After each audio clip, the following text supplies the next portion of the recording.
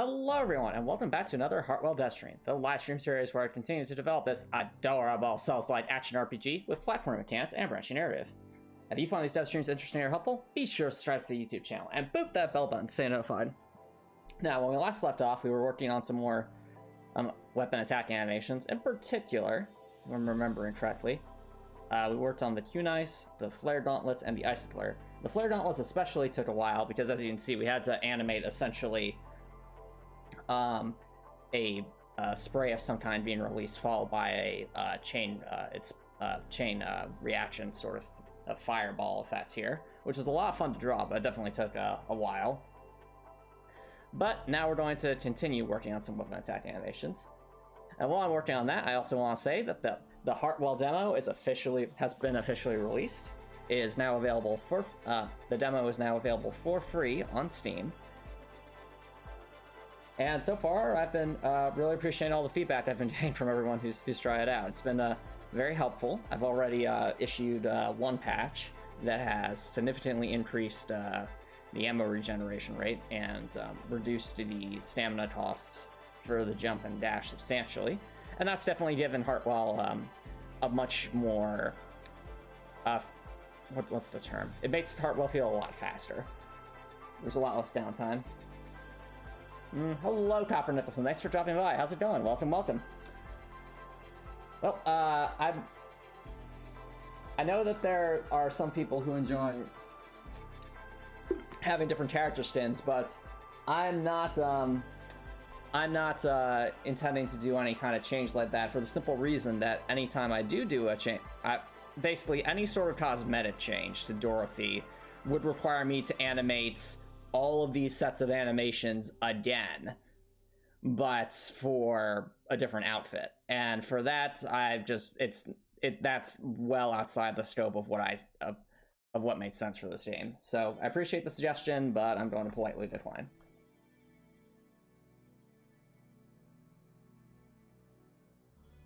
All right, so now in terms of what we're working on tonight, we have a bunch of cool weapons to work on, but tonight we're actually going to be working on a fairly unique yep, so your stuff, it's not so much that your stuff, this is a much more character-driven story, Copper Nicholson, so this is the main character, of course. Therefore, this is her appearance. Now, as I was saying, for tonight's weapons we'll be drawing, we're actually going to work on something a little bit unique tonight, and that's the landmine. And why I say this is unique is just that I can't really think of like a Souls-like game that has something like this, where...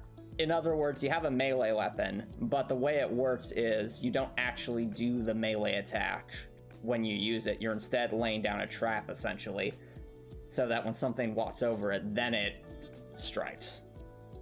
So, with that in mind, the landmine is right there, so that's what it looks like when it's not been planted, and that's what it looks like when it has been planted. So, kind of similar to...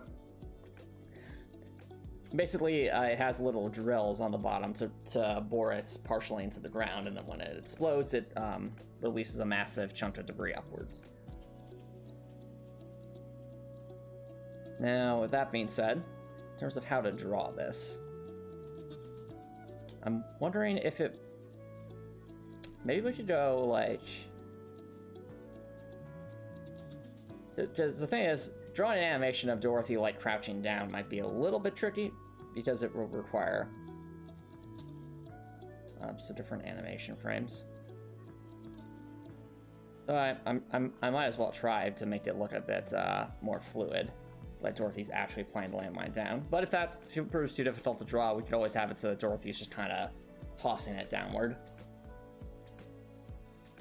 and having the landmine just do its own thing. I think we'll start with... we need some space for Dorothy to do this animation. It's a bit more unique. Alright, I can't think of any other style, like thrusting style weapons, like the spear or the lance at the moment. So we'll actually need to probably do the landmine animation over here.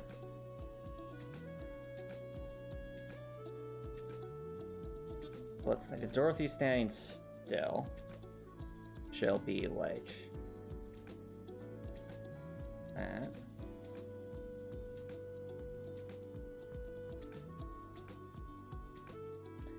I always imagine Dorothy playing it down with her right hand, so maybe we want to start with thumb.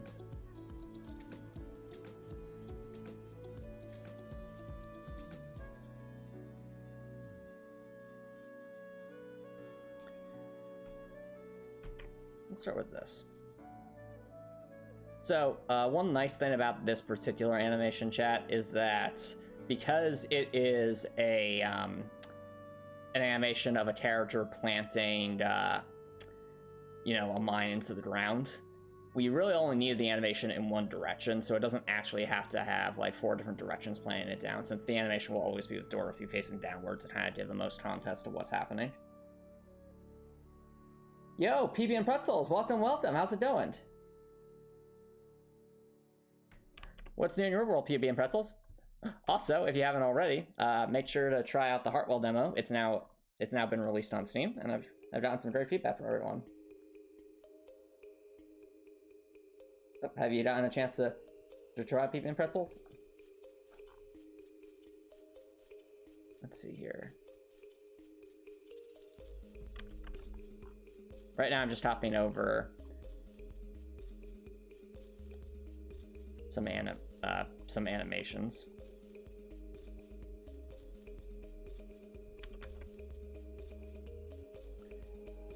I'm actually thinking.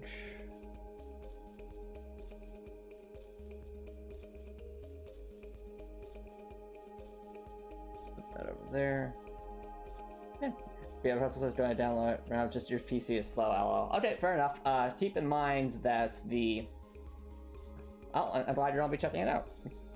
Keep in mind, PB and Pretzels, that if your computer doesn't meet the recommended specs, you can still play Heartwell. It's just you might experience some performance issues, especially in what I'll say is the lower part of the tutorial dungeon. Like, it's just because that frame is so big and has so many enemies in it that it definitely on slower computers can certainly make it a bit harder to move around and platform. Not impossible though.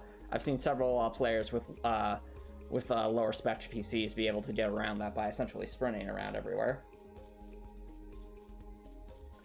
Make smaller frames. That is actually something I'm considering, Copper Nicholson. So, granted,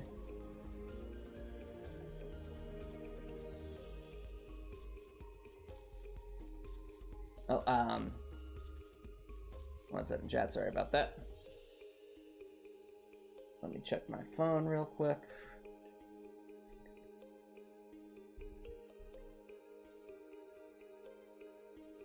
Okay. Yeah. Keeping Pretzel says you have tons of RAM, but limited VRAM fit. You should be okay. All right. Well, let me know what your performance is of PB and Pretzels, especially let me know if you experience like any noticeably slower performance in the lower section, because that again would help me understand where the limitations are. But if it feels like the lower section feels about the same as like the upper section, then that's good to hear. But yeah, as I was saying,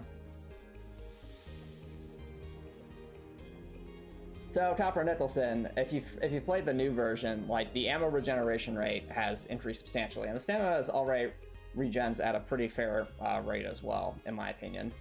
Like, it only takes, if you were completely out of stamina with the base maximum stamina, it would take only 5 seconds to go from empty to max. And in my opinion, that's fairly reasonable. At least at the base stamina regen rate. Now, as for your recommendation about smaller frames, that is actually something I'm considering. Now, granted, Heartwell, you know, I do love seeing like massive interconnected areas, just in general in terms of level design. Like, that's just something that makes me very happy as a developer, especially when I see it in games like Dark Souls. But I also recognize that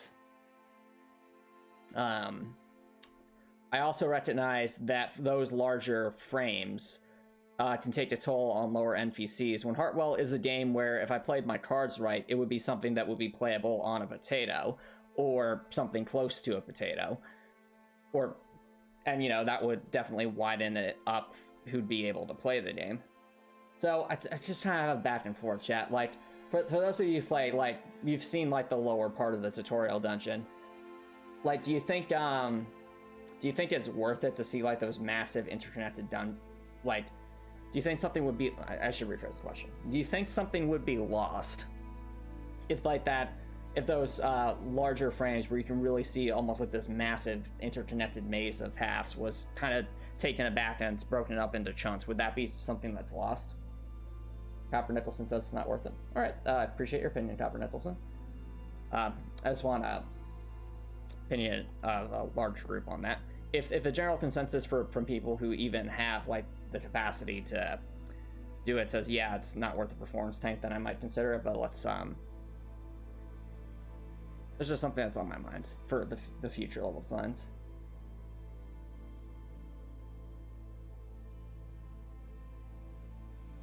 All right.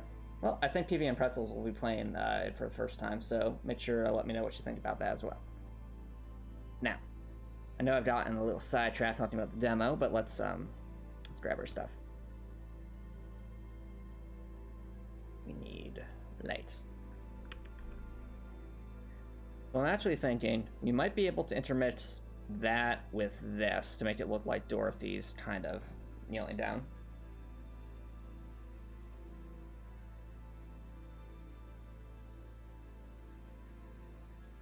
Yeah, so for those who are wondering why I haven't drawn not on the rest of Dorothy's hands yet, it's because I'm trying to figure out the best way to go about this.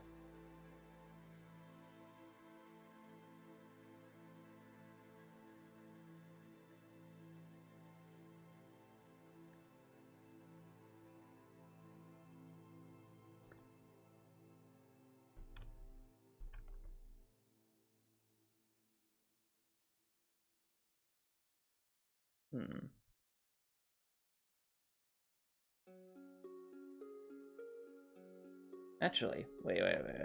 The spear arm animation might actually be good here. We have kind of that as the base.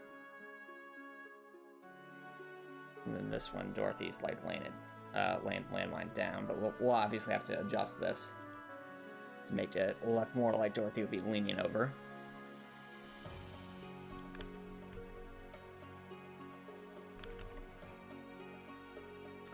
Alright. No, Copper Nicholson, if you're feeling tired, you can always just, you know, head out early and get some sleep. I completely understand that. Sleep's important.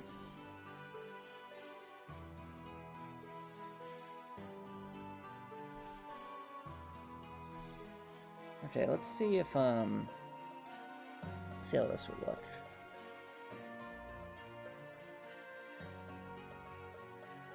A little bit weird.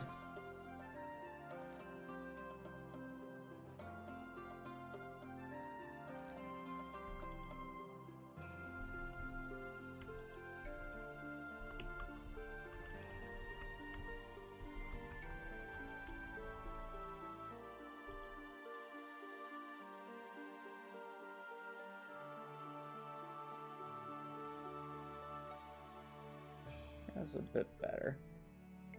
Let's dial that back.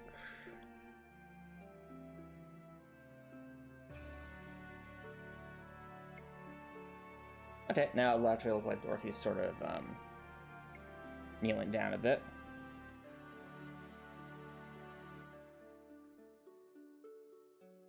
And if we really want to exaggerate this a bit,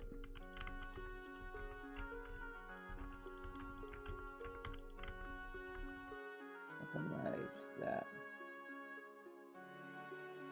It does. And you can see how this looks if we did this. Oh, what happened?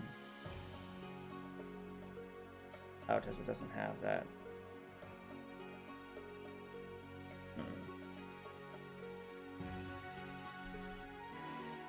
And then go chat.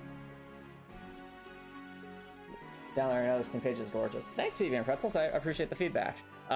Speaking of the Steam page, though, one thing I'm actually trying to work on is I do want to improve the capsule image for the Heartwell. Like the capsule image is like that image in the top right, as well as the image you see when like when you'd be searching for Heartwell in the Steam store. I'd like to actually have Dorothy in that capsule image rather than having it just be the logo, because I think that would help improve the amount of people coming to visit the store page. So that is something I will be working on in the background.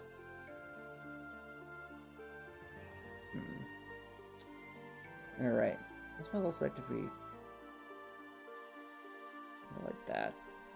But if we have it more like one like that.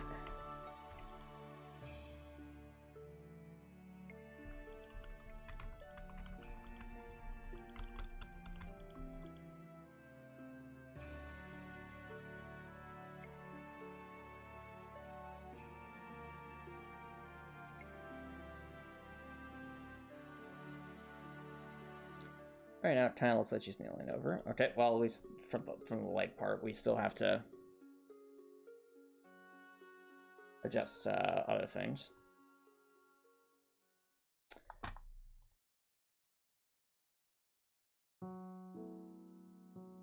Everything down one. Before we get a little too carried away.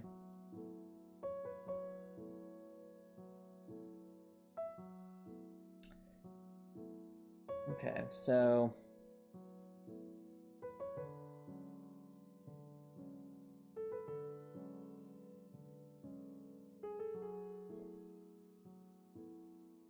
we need to make Dorothy look like she's actually kneeling down.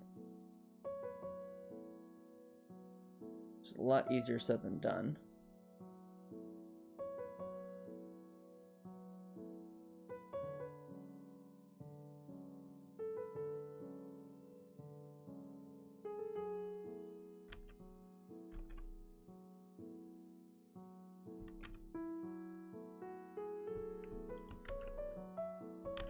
Okay, so we'll head this on over.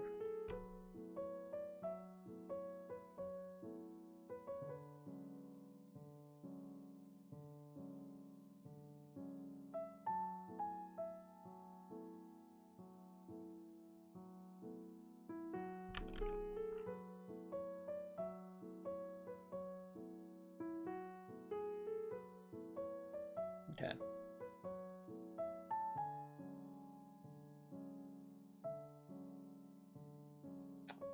Let's see here.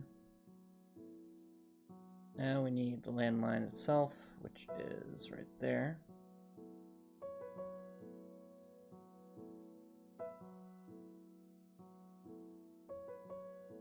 Grab that, paste that, bring it on over. Bada bang, bada boop. Oh wow, I only now see just how large this item is. This is definitely something Dorothy would need at two hands, which actually might make the animation a little bit easier. Yeah, just now I'm looking at this thing's almost the size of a bucket, so that's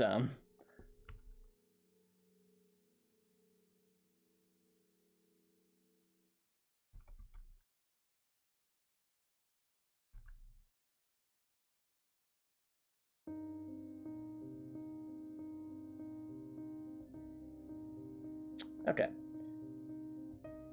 Now to experiment with the arm animations. The way Dorothy should be holding this landmine is by, physically holding the landmine, so her arms need to move inward a little bit more.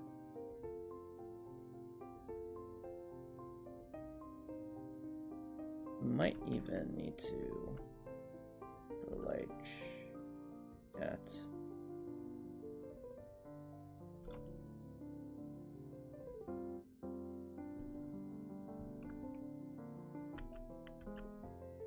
Okay, so I actually need to bring these arms into the I think that's the foreground. Is it the foreground layer? It might be the foreground layer.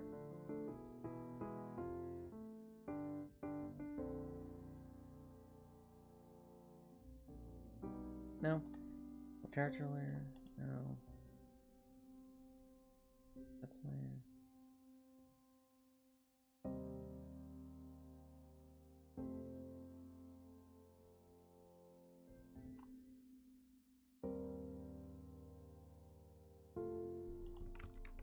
Ah, okay, it is the effects layer. Gotcha.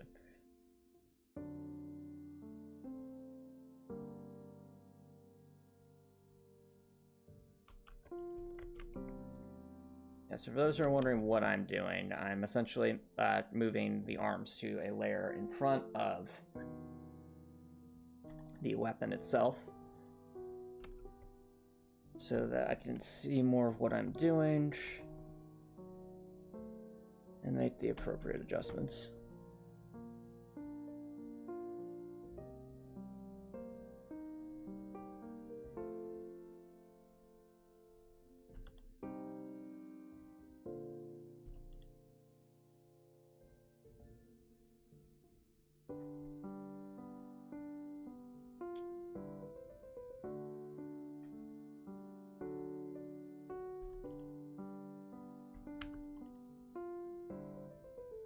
Okay, and with this adjustment,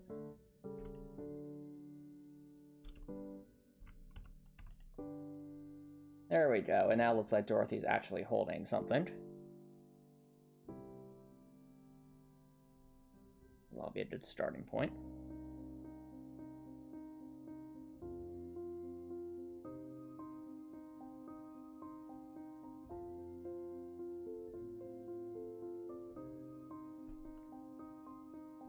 For our landmine here.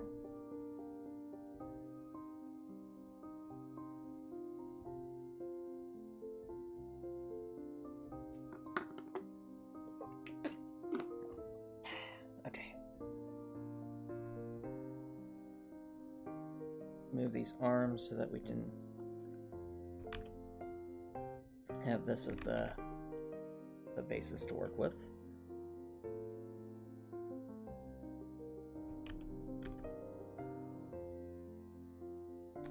Essentially, we're trying to get to the point where this landmine will be placed forward.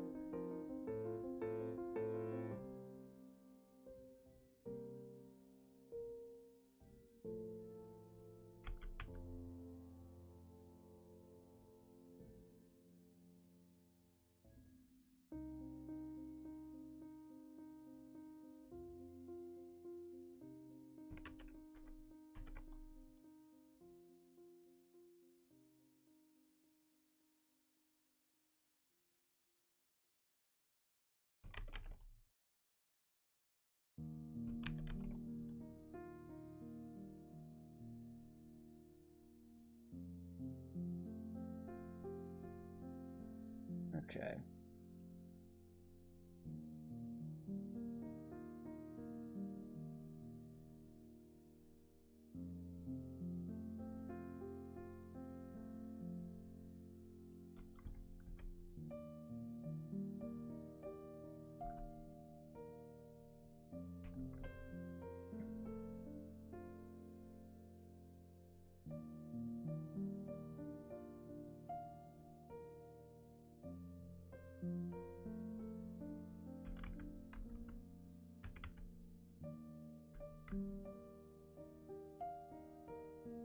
I see a problem here. I need an outline there. Up with Dorothy's arms.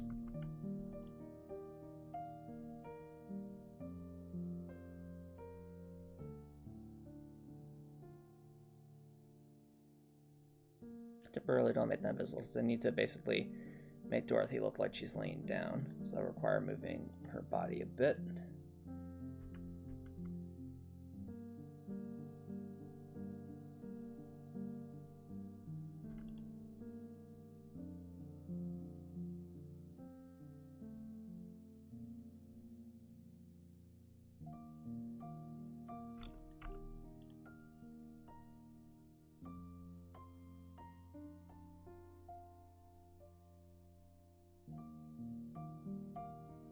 Yeah, move the face down.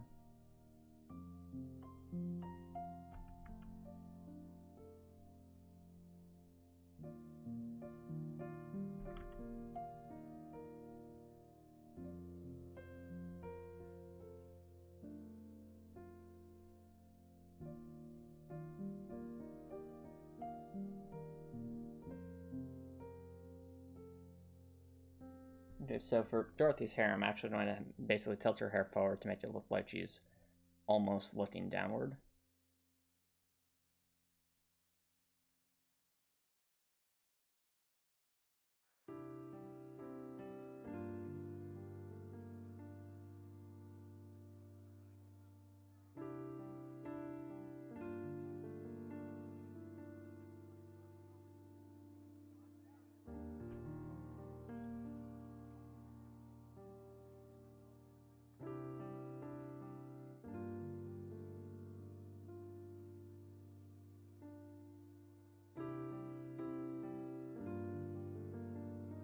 she holds it there, then she's leaning forward, so adjust this.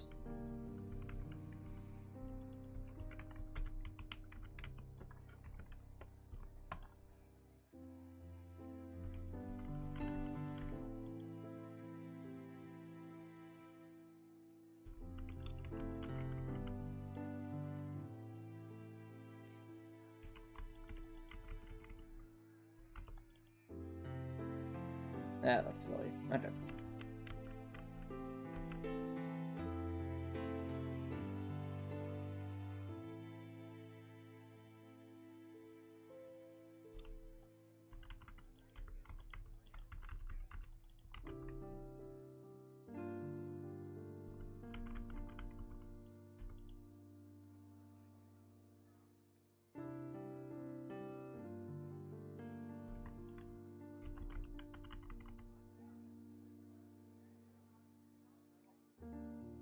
We are going to move her hair down one, kind of. So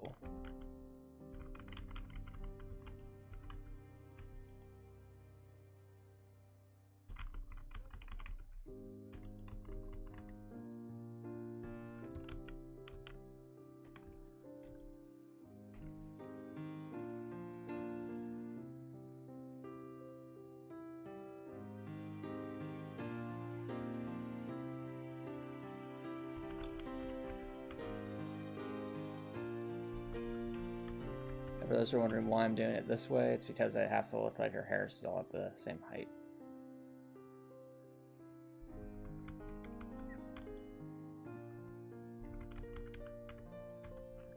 Just like that.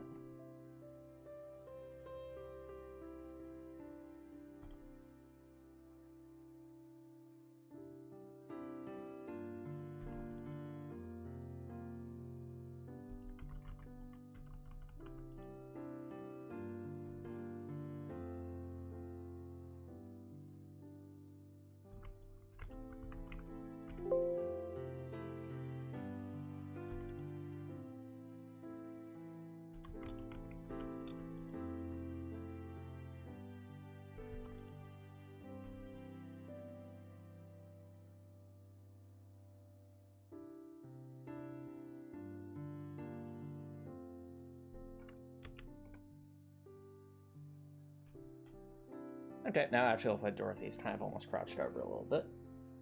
So she's placing that landmine down.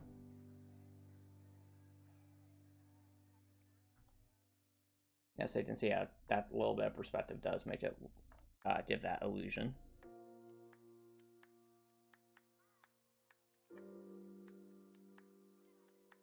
Now we begin our copy pasta.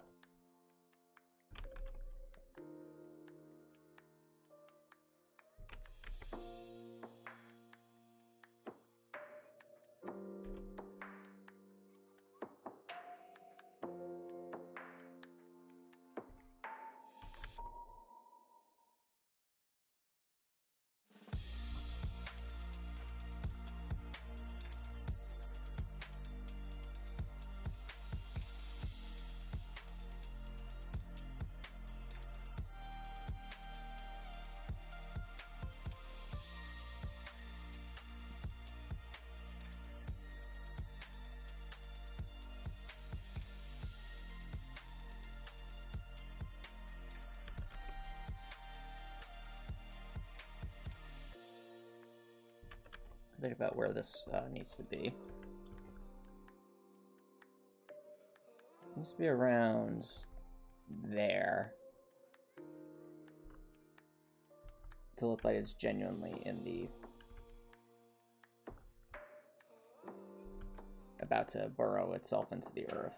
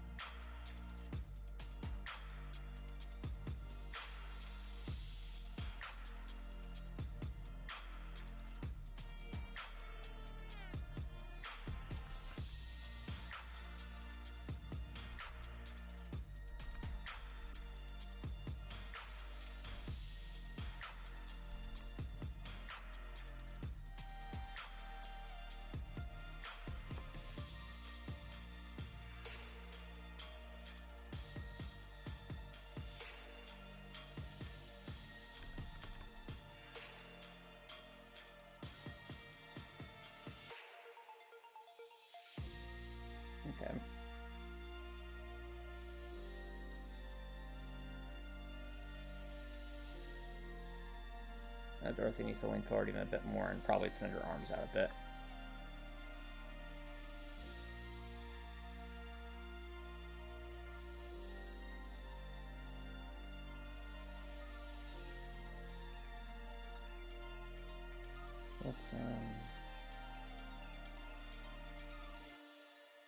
Well, I will say this, chat. Having all these different weapons with different kind of animations has really forced me to learn how to draw like different body animations. Like this animation already is very different from any of the other ones I've done so far. So I have to think about perspective a lot more.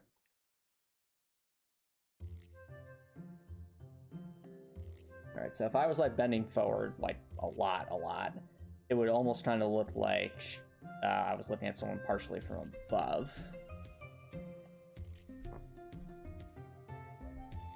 So that might mean something like that.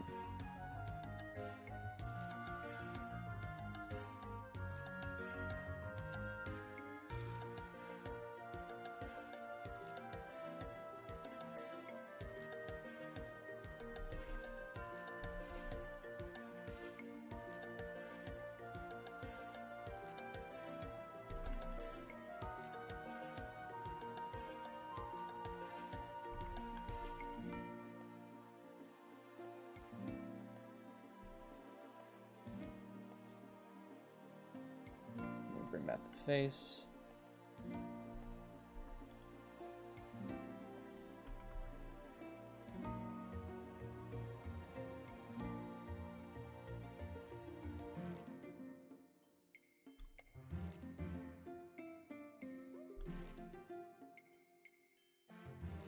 And the hair.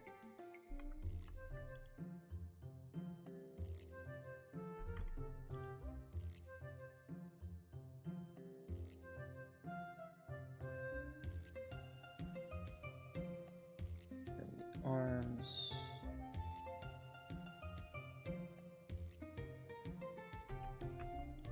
I said the arms.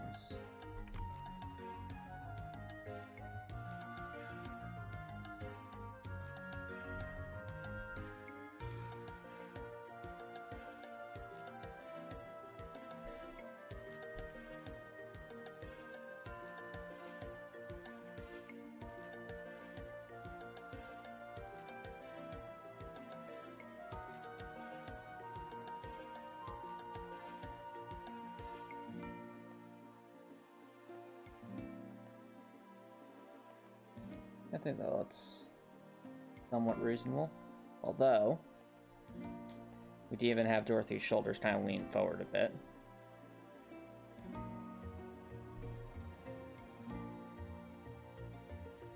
And perhaps delete one segment of this. I said perhaps delete one segment of this.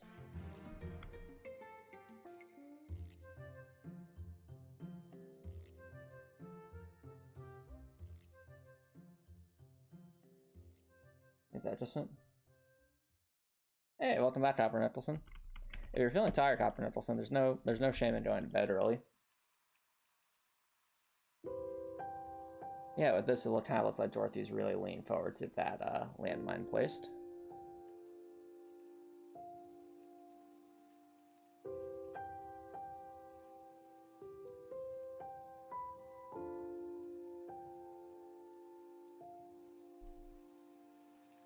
And then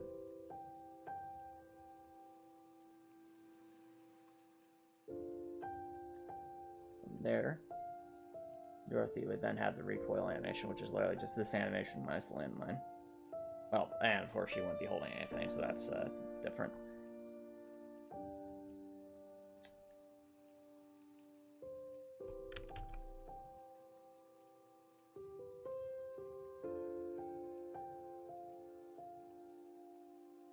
Yeah.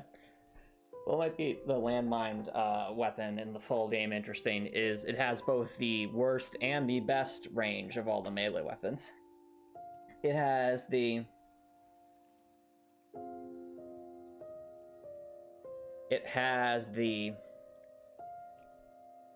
What's it called? Yeah, it has basically the lowest amount of range of all the melee weapons, since technically it doesn't actually hit anything when you place it down. But, and you're placing it down right at your feet. But by that same token, the landmine, because it's a trap, means that you could theoretically be quite far from this and it could still hit something. So, thus, because it's kind of a trap weapon, it's has both the worst and the best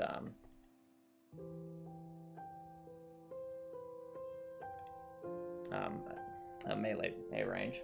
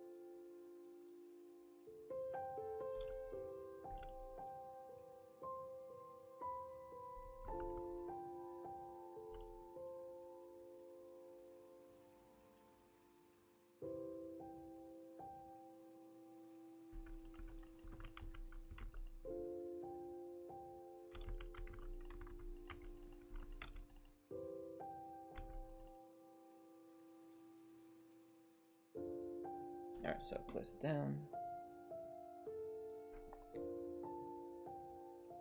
And she return. Okay. And then, ladies and gentlemen, just like that,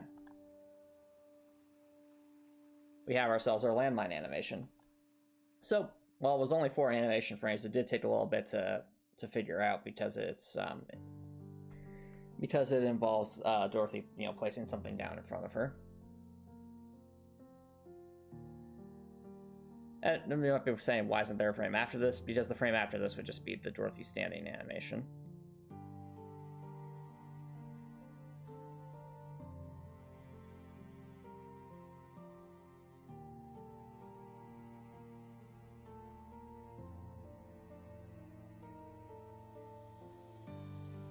Did I know that Klingon K-pop is canon? I did not.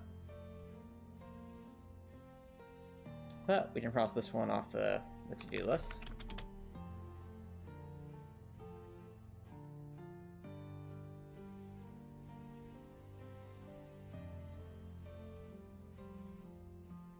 I think this thing was called the Windbreaker, not the Thunderblast.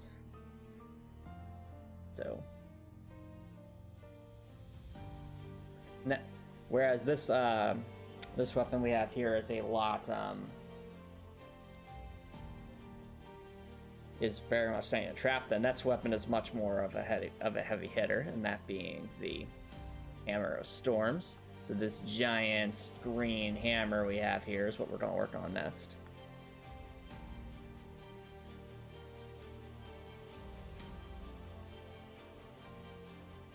Think about how this would have to work as a giant hammer.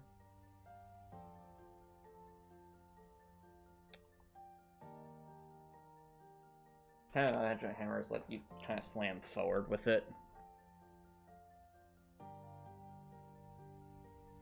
But because of what's so heavy, you definitely need to two-hand it.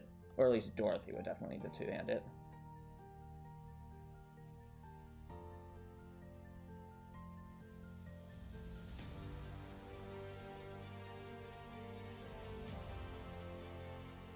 But I think for the starting point, the starting animation will probably be very similar to the axe and some of those.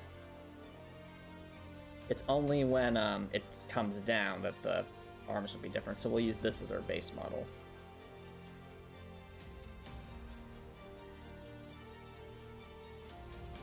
And because the hammer is so big, like even just comparing it to the spade here,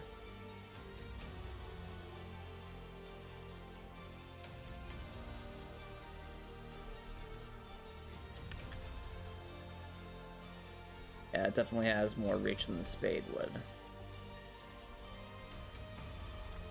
by a noticeable margin.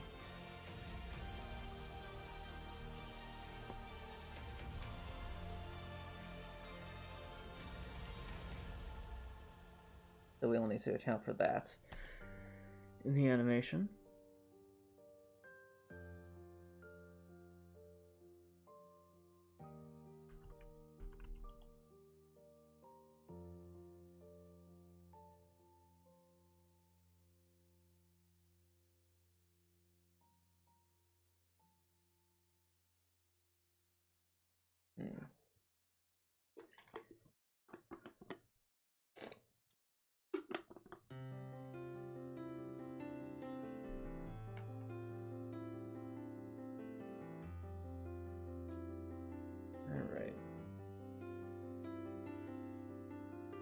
Well, as always, let's start with gathering our base resources. So those, move it down 1.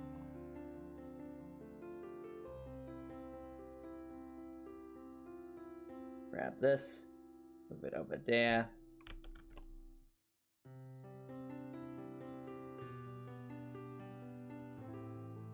One of the fascinating paradoxes with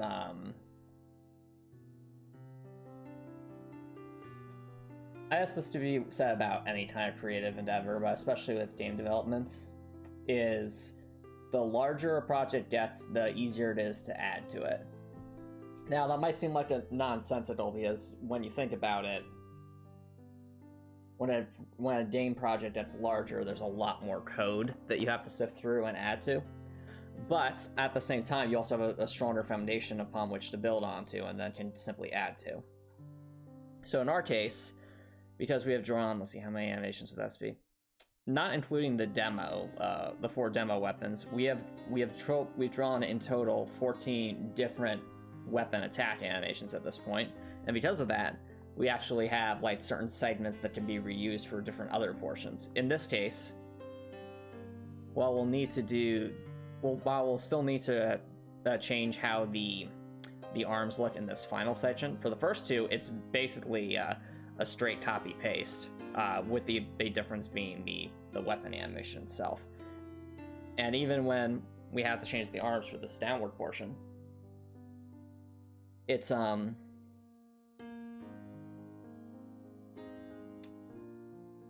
was I saying? It's still we can still use like the body positioning and the head positioning as our foundation.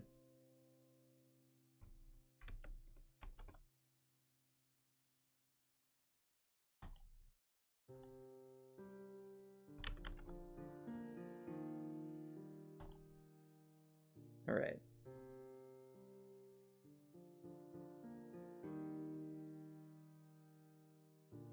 Ah, I see a copper knuckles on. I see.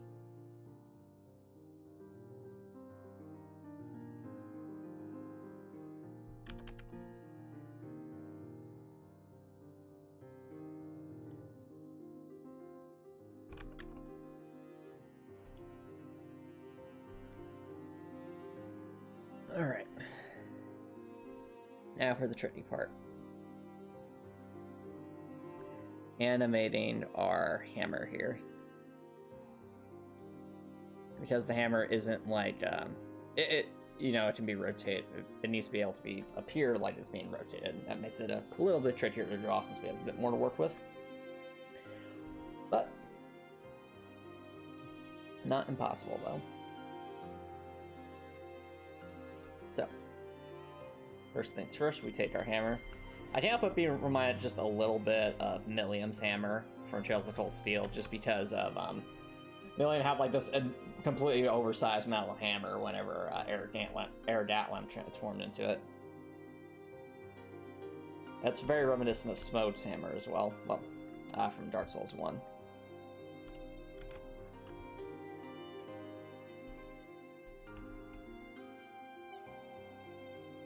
Okay, so according to this, we want this to be exactly 1, 2 below. Okay.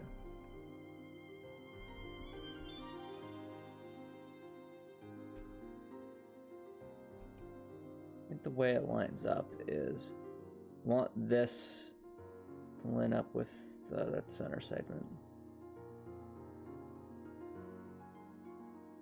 I think that's actually there. Yeah.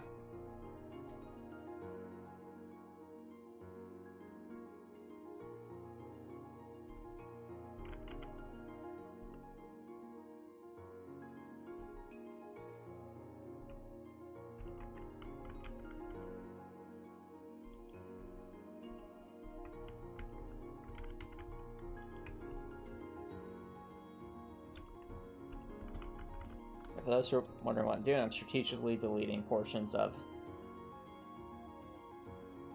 hammer to give it the illusion that it's being held in Dorothy's hands.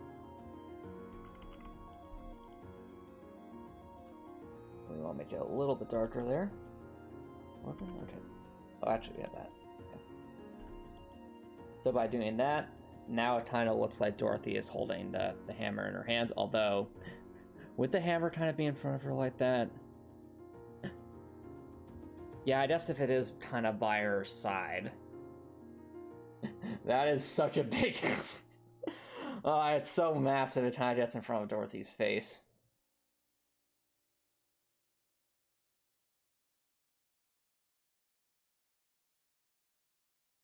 PB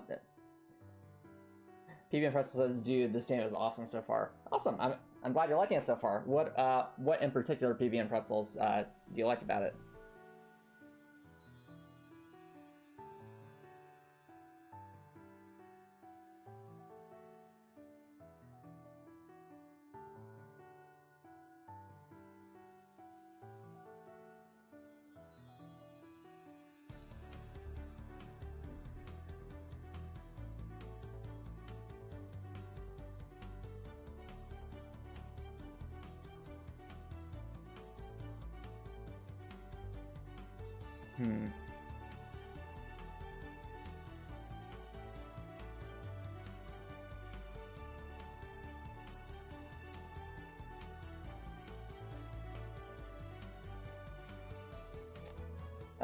Welcome back, everyone. I see in the chat that there might have been ads, so I'll ask my question again. Thanks for the compliment, PB and Pretzels. What are you liking specifically so far about the Heartwell demo? Like, what stands out to you so far, PB and Pretzels?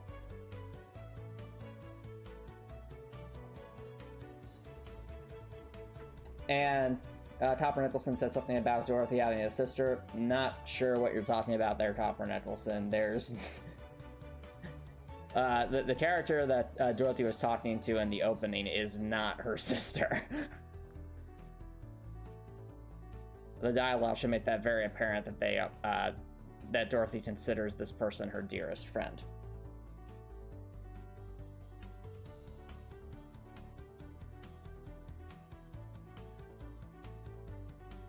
Nowhere Copper Nicholson does that say that character is Dorothy's sister. It's not Dorothy's sister.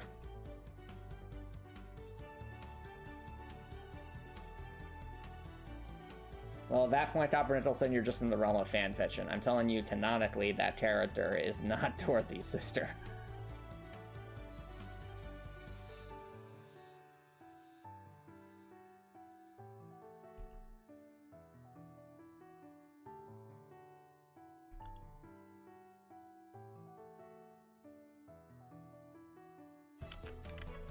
Yep. So what I'm trying to figure out here about this hammer is it is so...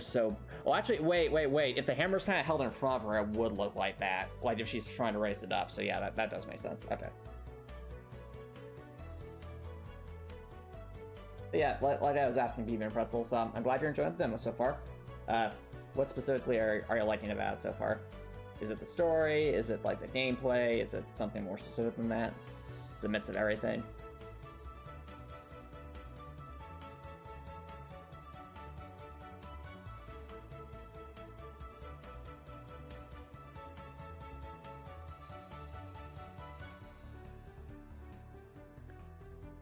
So now we'll take the portion of this weapon, bring it over to the other side, horizontal, move one to the right. Wow, that almost works perfectly.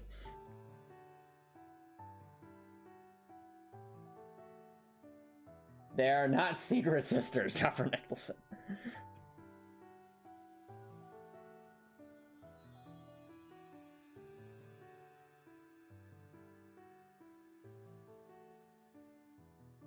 PB Pretzel says, story and aesthetic are top-notch, gameplay is great too, but it is punishing. You're just a bad gamer. Aw, well, don't say that, PB and Pretzels. Let me put it to you this way. In Souls-like games, we all start as bad gamers, but that's part of the fun, you know? Like, it is meant to be a difficult but fair game, you know? So, So if you're saying it's a bit punishing, then that means I've accomplished what I wanted. Like punishing, but not like to an unfair degree, you know. So if it was like punishing to an unfair degree, then I'd have to tone some things back. But I think you'll agree it's hard but fair. Like it's not like it doesn't feel like anything just comes out of left field or anything like that.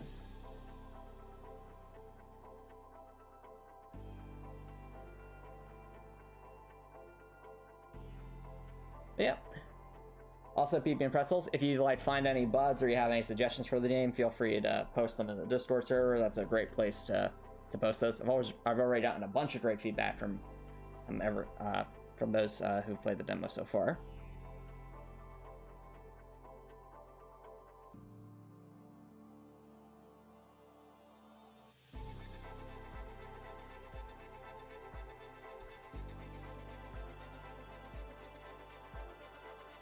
Don't tell the dev about the hats, he'll patch them. Oh no. Well, actually, speaking of patching though, there was one of the I think it was Jay. Jay's been doing a lot of glitch hunting in the Heartwell demo. He's already found a couple of bugs that are now on my radar that I never would have found without player playtesting.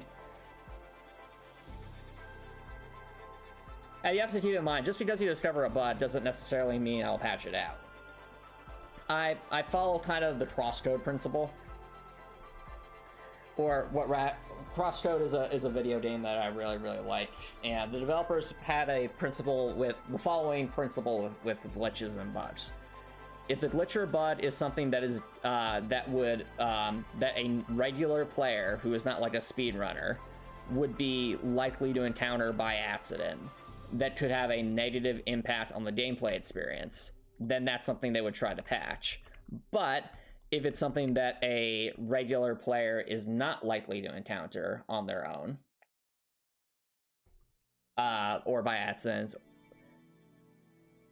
then it's more and it's not something that's like would cause like problems with save data or something like that, like really big problems, then their position is leave it in, let the speedrunners have their fun. So that's kind of the perspective I come with fixing bugs. You wish Nintendo followed Skyline for Tears of the Kingdom. I mean, to be fair, in Tears of the Kingdom, no matter how hard Nintendo tries to patch things, just by the nature of the game, it's going to be jank. Like, they basically put Gary's mod into a Zelda game, so what do you would think is going to happen? I agree with you, especially on a single-player game. And that's kind of the perspective I'm doing for Heartwell. I mean, as an example, I already know of one bug that I have no intention of patching. And it's because I think it just adds to, like, the speedrunning still ceiling. So, what the bug is with dashing. So, dashing makes you move the fastest. It's the fastest burst of speed you can get out of any of Dorothy's movement options. And what I found is, if you're like at an elevated position and there is a 1 block gap between you and another elevated position at the same height, like for example, if you're in the tutorial dungeon, there's that part where you walk through the main center, then you're walking into almost like a sewer like area, and there's like that 1 block gap between the same elevation. Exactly. Well, no, it's not a dash jump. I don't even know what to call it. I think it would be more like the dash leap.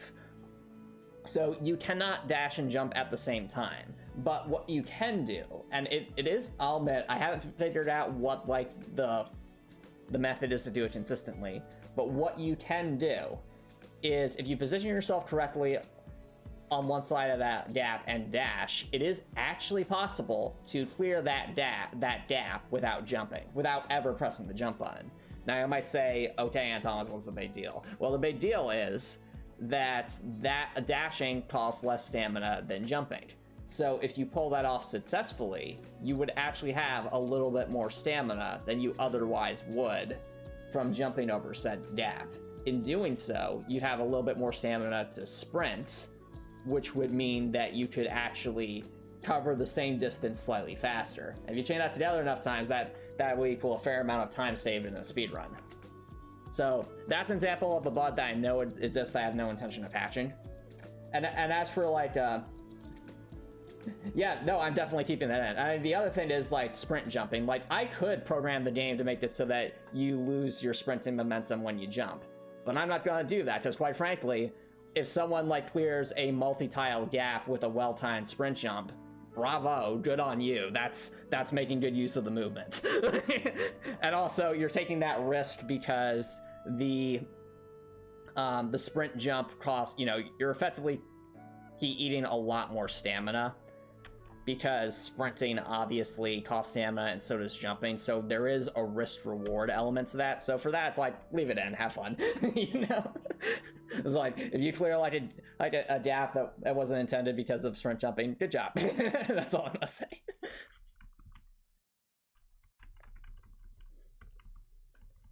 Or like find a way to like make shortcuts because of sprint jumping, again, good job. Like that's all I gotta say.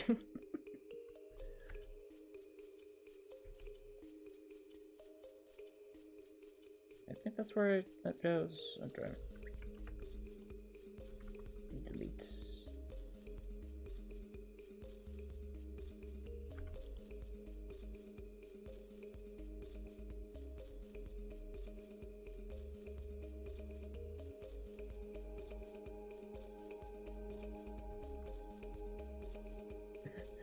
Yeah, just look how massive this hammer is compared to Dorothy. The hammer is larger than Dorothy's face is. Look at this thing. I mean, it's so oversized and I love it. It's meant to just show how much overkill this is. Right on. Gonna put your computer away and enjoy the stream for now, but you look forward to playing more of the demo later. Awesome. Thanks, PB and Pretzels. Appreciate the feedback. And I hope you enjoy it. But yeah. So what you're seeing here are some of the weapons that'll be in the full game that aren't in the demo. And, you know, we have a good variety here. And keep in mind, these are not all the weapons that'll be in the full game. There's some weapons that I'm not showing here because they're spoilers, and there's some other weapons I'm not showing here because I just have not physically drawn them yet. But otherwise, this could give you an idea of just kind of the variety you can expect in the full game. You have various melee weapons, ranged weapons, all in a... some of them fairly medieval, like the spear and sword. Others a lot more futuristic.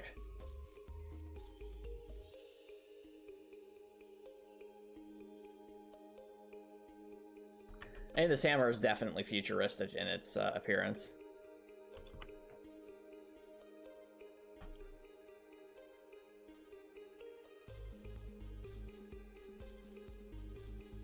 Okay, chat, I think this will be a good spot for our first break.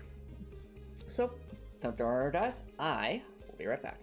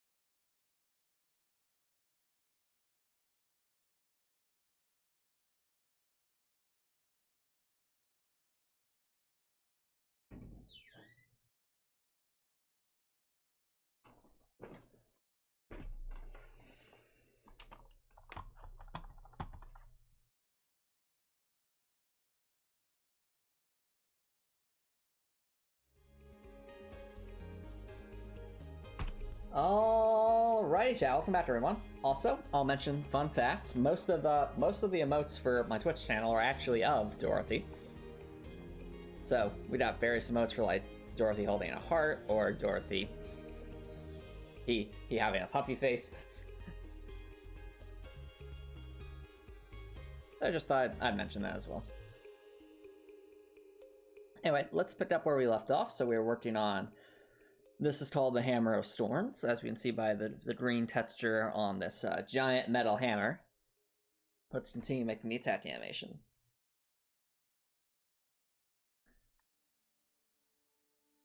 So, to get this looking correctly, we're going to have to make a version of this that's tilted to the side. That might be easier said than done, just because it is such a large item. Thor's hammer. No, this is definitely a lot bigger than Thor's hammer. I mean, Thor's hammer would probably be a lot stronger, but still, it is beefy.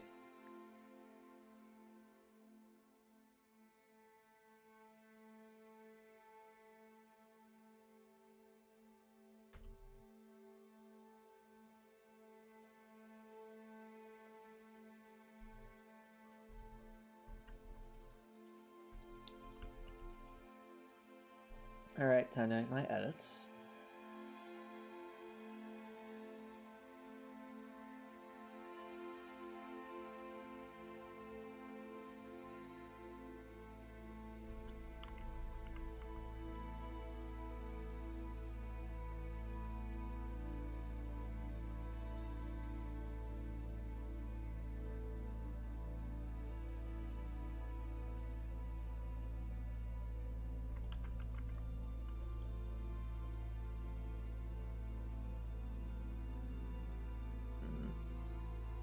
Doesn't look quite right.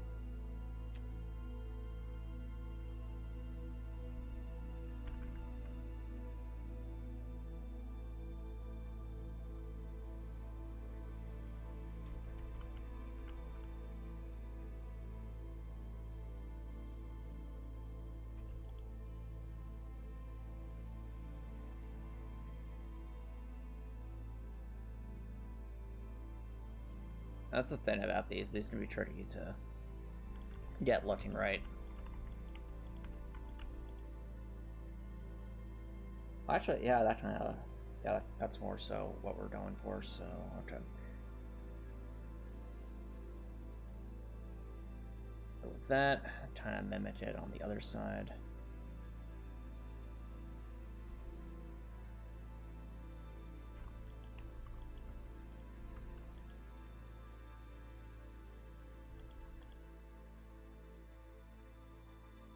Okay.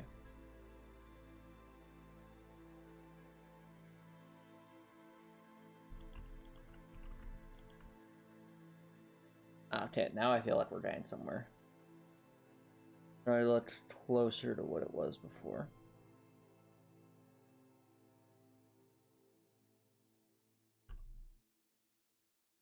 Let's edit this line here. Bada bang. Bada bum.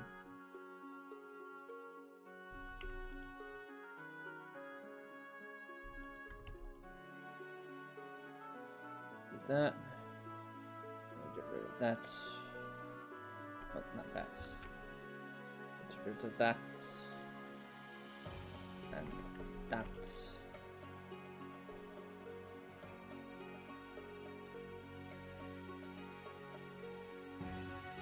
Basically, once we get this left side, I think we'll be able to mirror that to the other side to get it to look correct.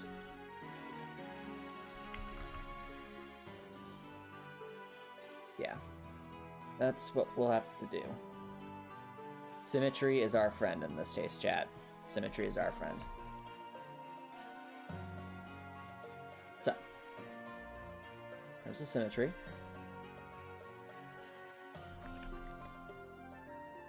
Image, vertical.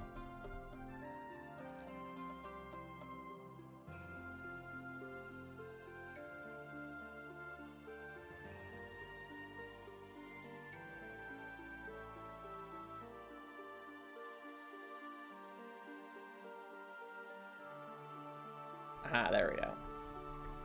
That's what we want to see. Now all that's left to do is, again, do the same process, but for the other side. The other side, the other side, the other side of this. Yes. Okay. So, delete all that mumbo jumbo. Grab that. Rotate by 90 degrees twice. And there we go. Chat, we have our rotated hammer. Look at it. It's glorious. The power. The raw power. Anyway. So now we have our rotated view for the hammer. Or of storms. Now we can... now we can adjust accordingly.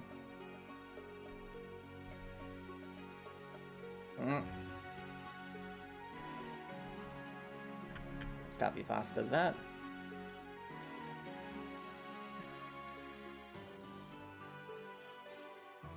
I will say this hammer is going to be slow to attach. Just look at the size of this thing. It is so large.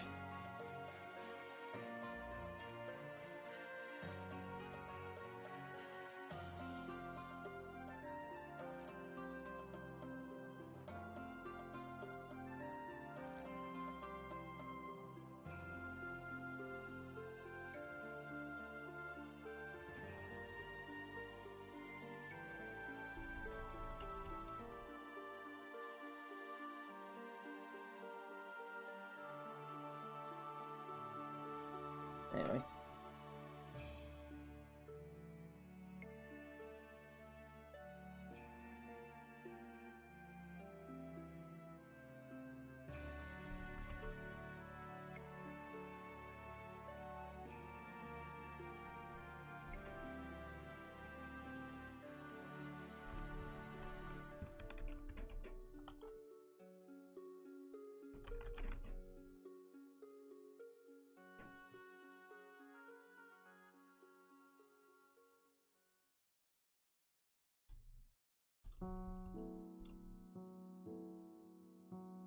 Okay.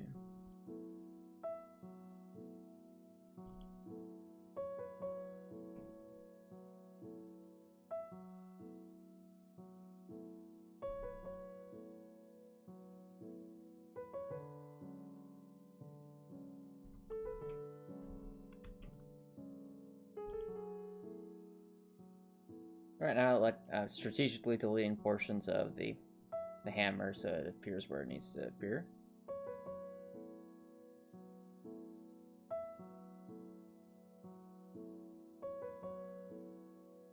I also can't help but be a little bit reminded of Amy Rose's hammer from the Sonic the Hedgehog series.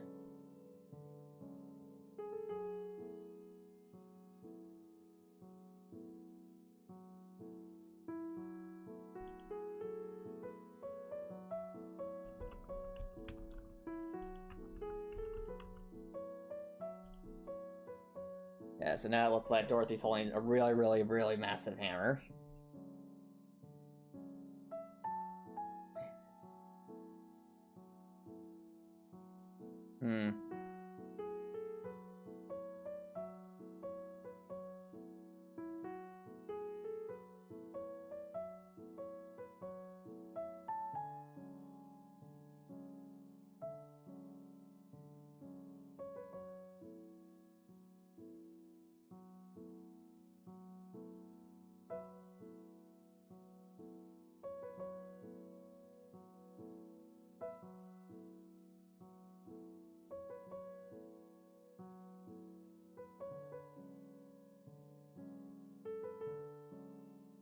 Now I have to do the same on the other side.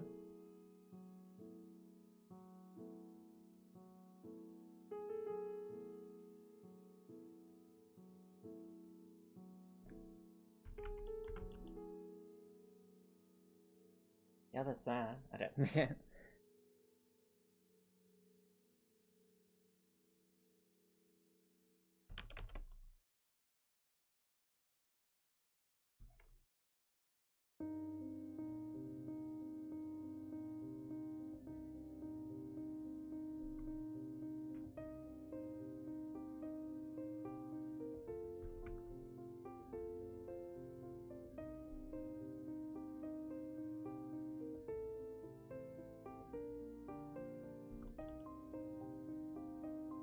Okay.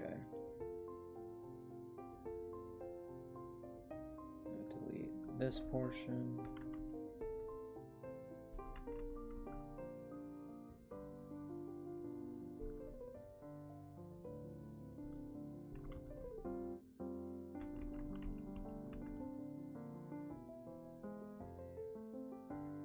That looks like Dorothy's holding that big hammer behind her head there.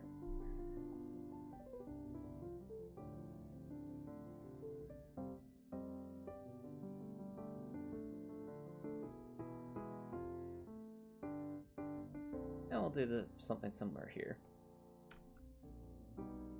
Take the rotated hammer.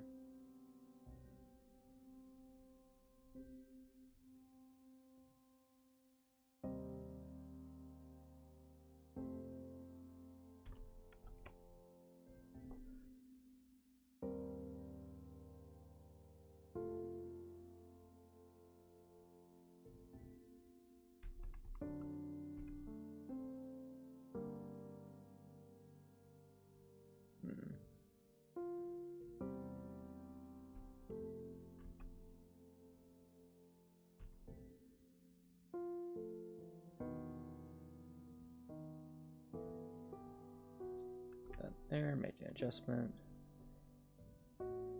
Delete some things.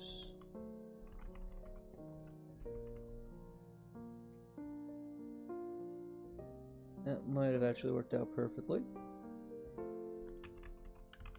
Yes, it did. Oh, almost. That was it, Dorothy's holding that hammer.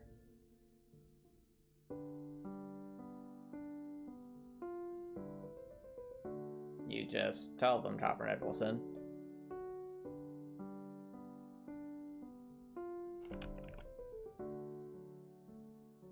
You know, speak from the heart. Tell them how I feel. And whatever they decide, you know, respect their decision.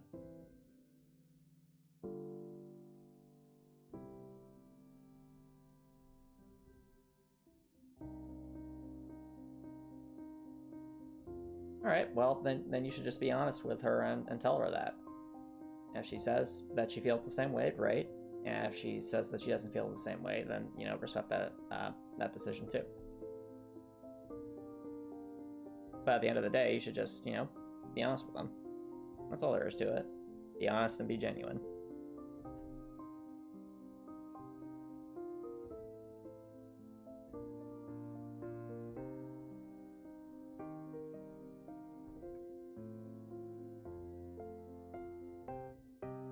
Let's see here. We got hammers. We got all the hammers. Well, guess what, Copper Nicholson? If you want to, you know, tell someone that you like them, you gotta be honest with them. It's simple as that.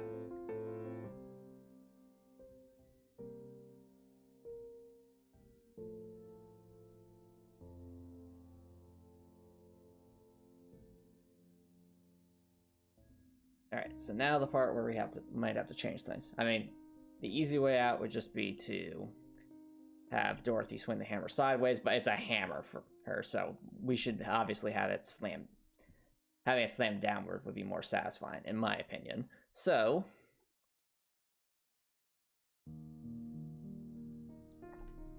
we got a hammer. It might actually be closer looking to the spear attack animation, though a bit more to the left, at least from the downward side.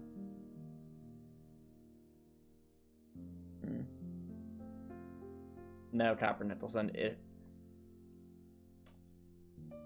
it's gotta be built on trust, Copper Nicholson, so you gotta be honest with them.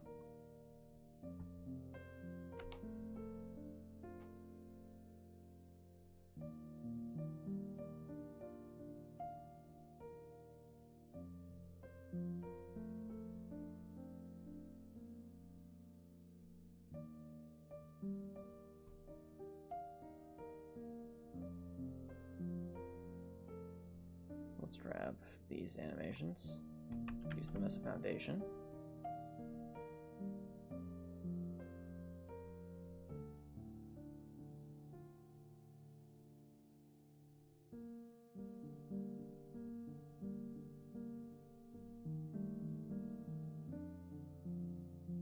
just don't move these out of the way for the time being. As I try to get everything in order. Okay. We have giant hammer that we're swinging downward. So I imagine is Dorothy's trying to lean forward. Well, not necessarily lean forward, but we'll be swinging downward with her arms outstretched.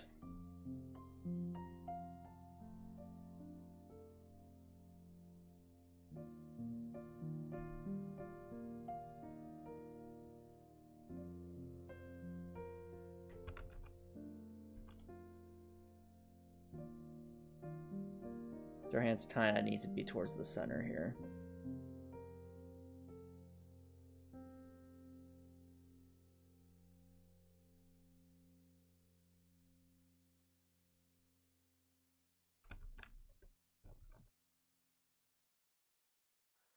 Let's see here.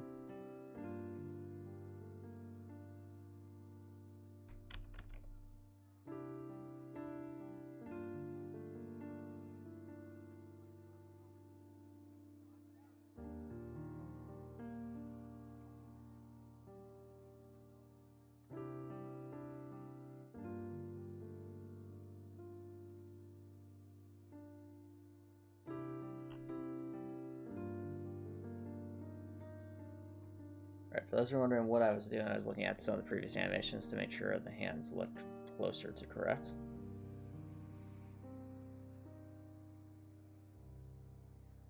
Okay. So,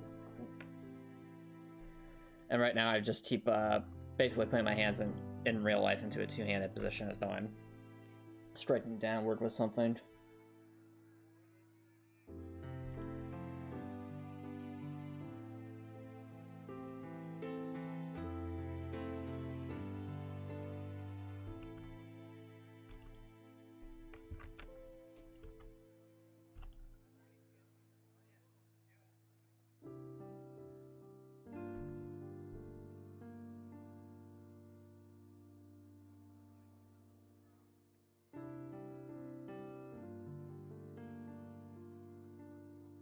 Okay, so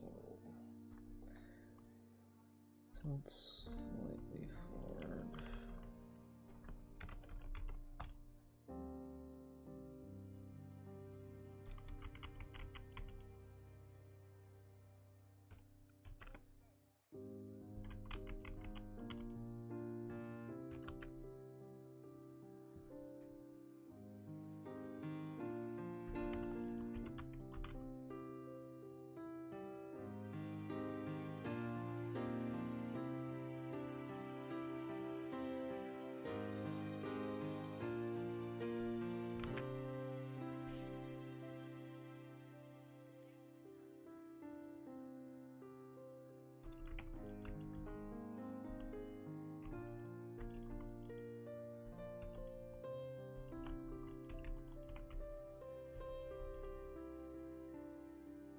Okay, let's try that.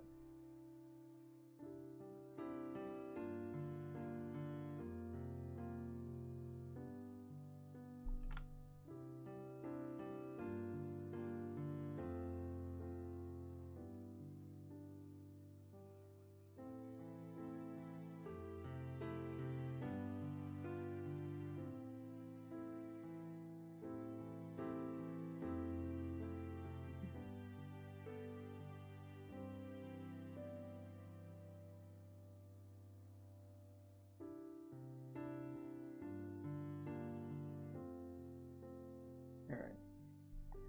Let's see here.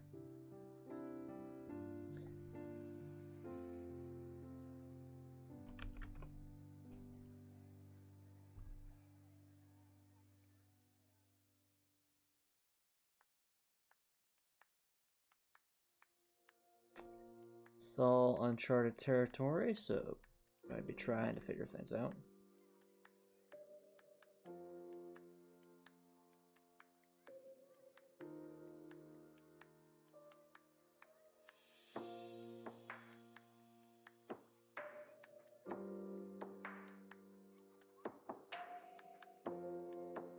I actually have to move this downward and this upward because of the way the animations line up. 1 second, chat, while I grab things. Da, da, da, da, da, da, da, da, da, da. Okay.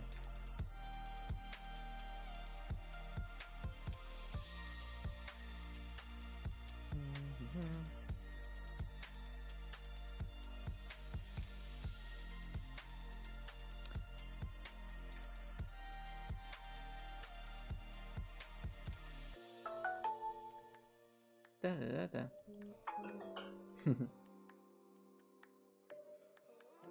I've been using that phone reminder for so long for many of my scheduling,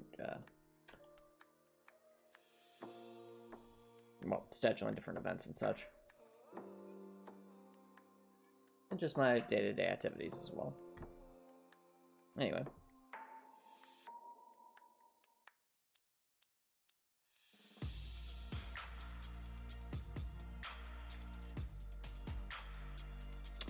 Let's move these again, because this might make more sense over here, so it have space.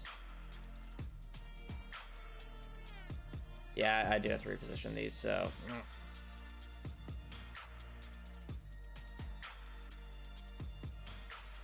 Here we go again.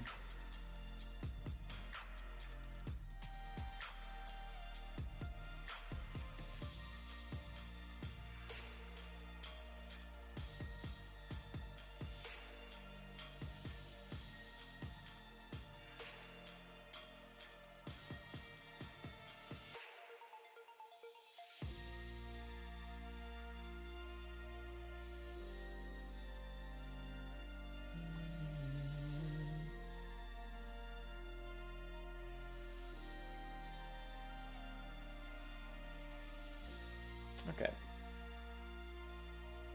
If we do it this way, there should hopefully be enough space no matter which way Dorothy's facing, because the hammer is such a large weapon.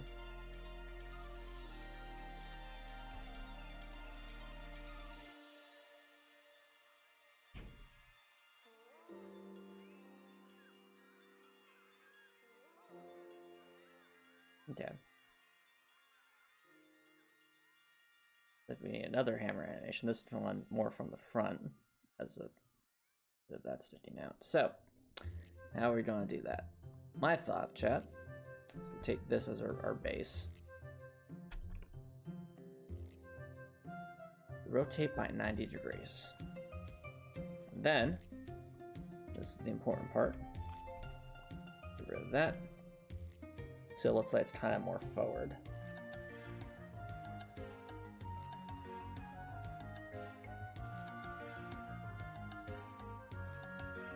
Overall length. There's our foundation. 5193.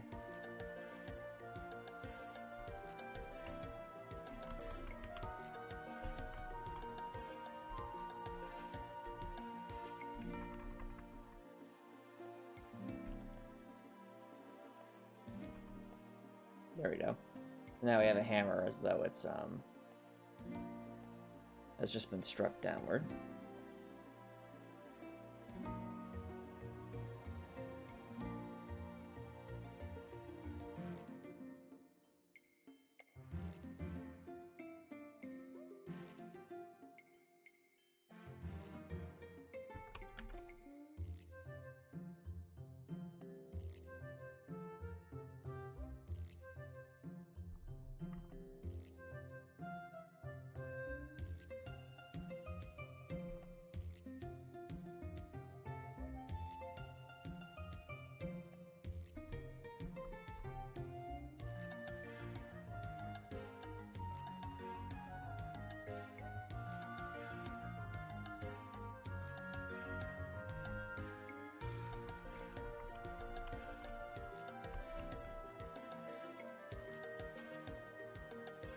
And there we go, chat. We have our hammer being struck downward like that.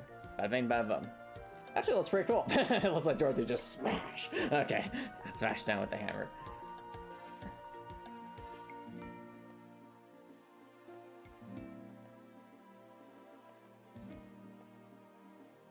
It has pretty decent reach as well. And that is a very large hammer.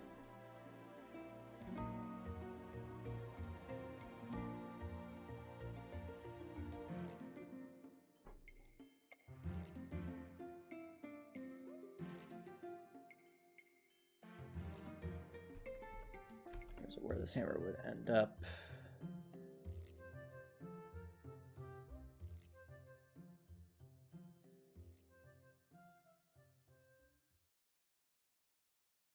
Apparently somewhere like that.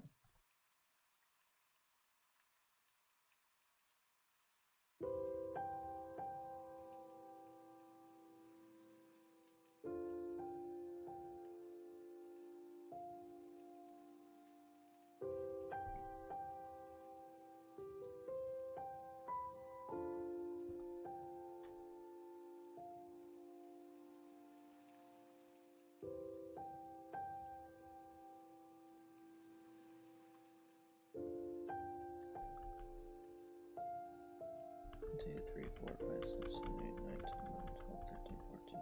Oh, 13. Okay.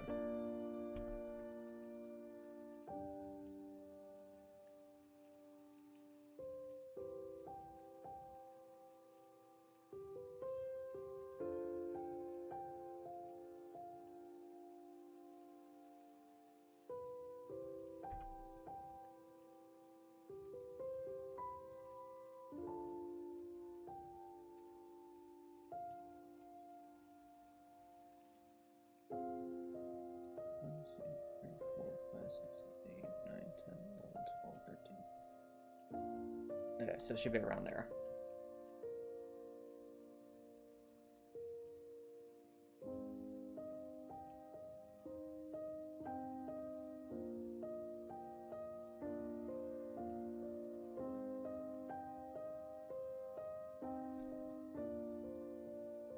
In terms of what we can see, this should go all the way to there.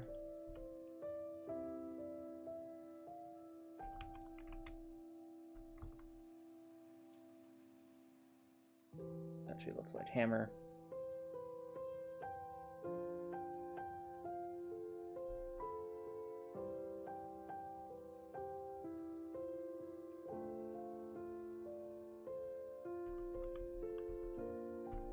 Right now I'm just going to adjust it so it's behind the character.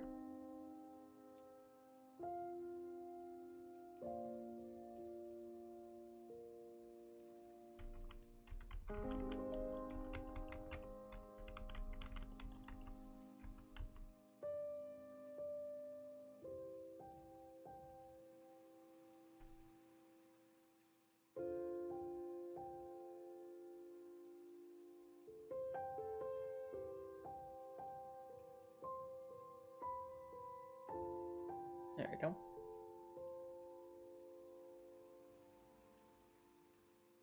Now let's give Dorothy some arms there.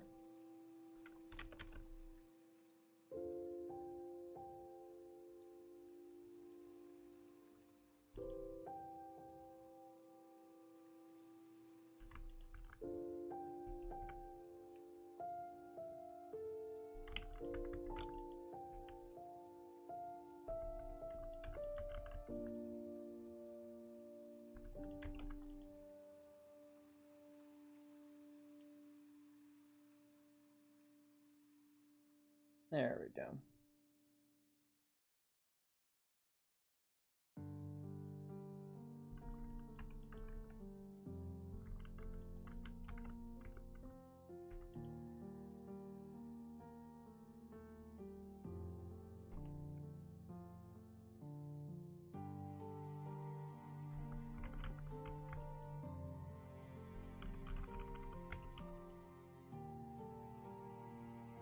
I want it to be like that so it looks like Dorothy's reaching forward.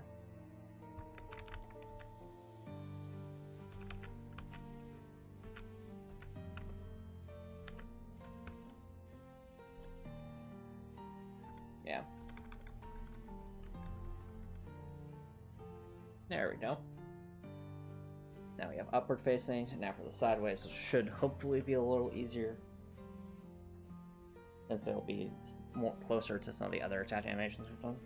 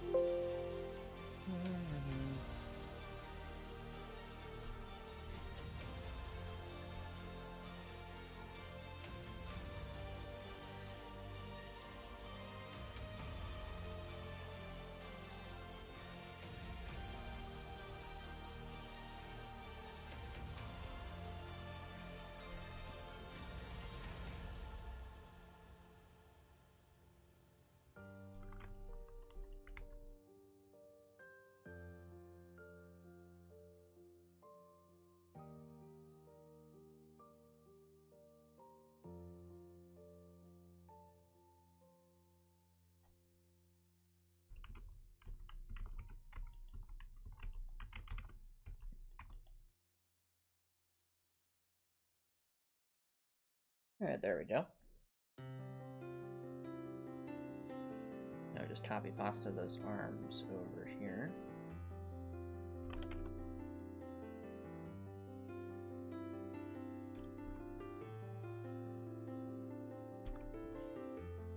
And the weapon as well.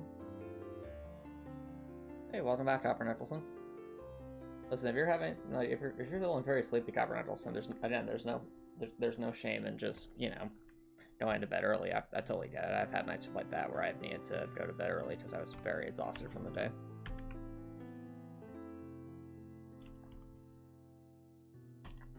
Alrighty. And with that, we have our hammer. Look at it, chat. It's glorious. Hammer of Storms attack animation. Giant, oversized hammer attack. We can cross that one off the list.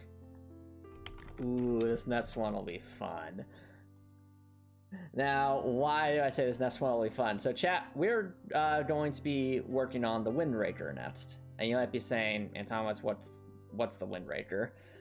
So, the Windraker is this weapon right here. And I might be saying, how are you even supposed to hold that?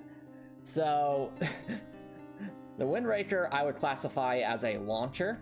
It launches like a burst, a very powerful burst of compressed air, but essentially it's meant to be used kind of like a rocket launcher, which means you don't actually like hold it in your hands. You kind of, this little part here is a shoulder pad, so you kind of rest it on your shoulder.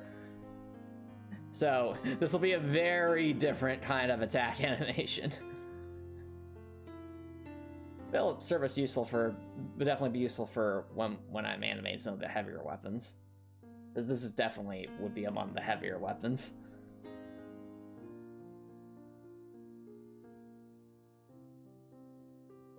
So.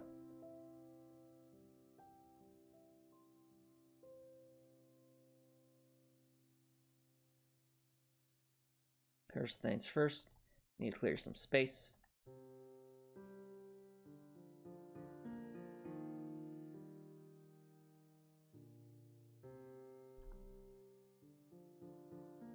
Okay.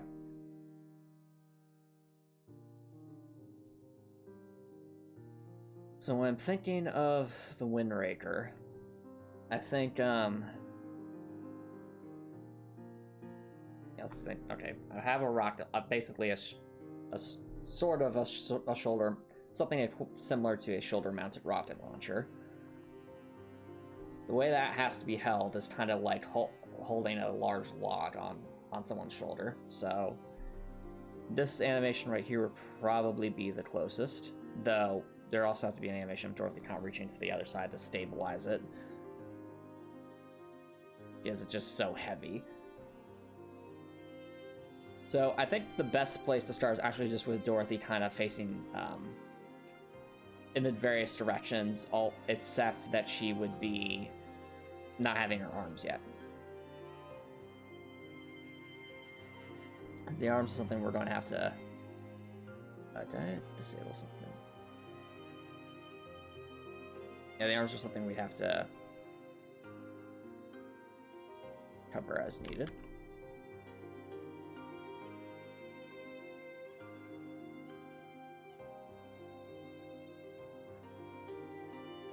Yeah, let's just start with the basic animation. Just try to get an idea for how this thing would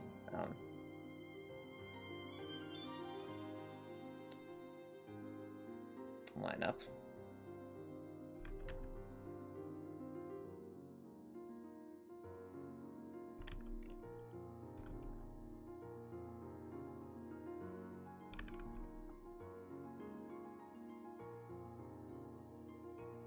Okay. Got all that. Now I will grab some of Dorothy's arms, just kind of the default arms from Stand Still, but we're obviously going to change these. Better suit the needs of this particular animation. It's just a rough idea of where things would be. Now let's grab ourselves the Windraker.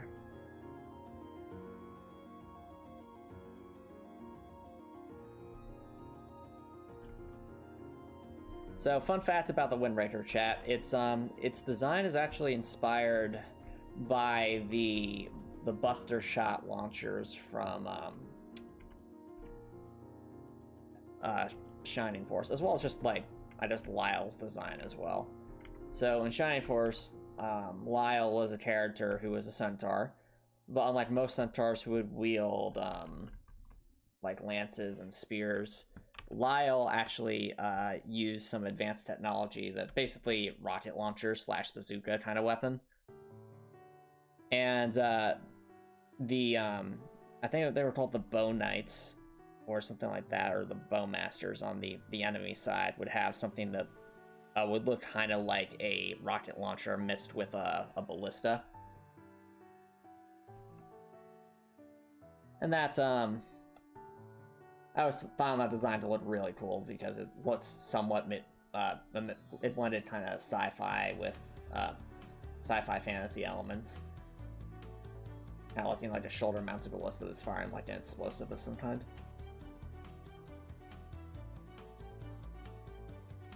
So there's definite inspiration with that in terms of the Windraker's design.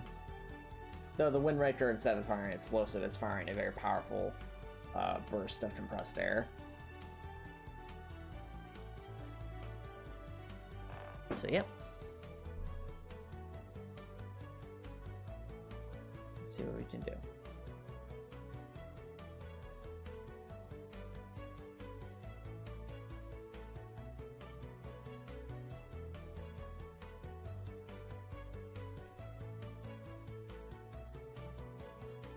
Yeah, for the Windraker or something else, I'm realizing we're going to have to basically show it its animation when it's not like that. So right now this would have been the fired position or the neutral position, but when it's actually about to be fired, the bow, of course, would have to be drawn back. So let's do that.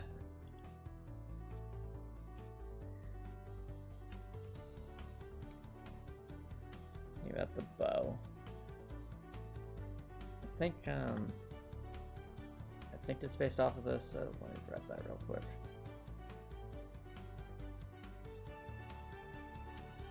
Did I not make that symmetrical? I did.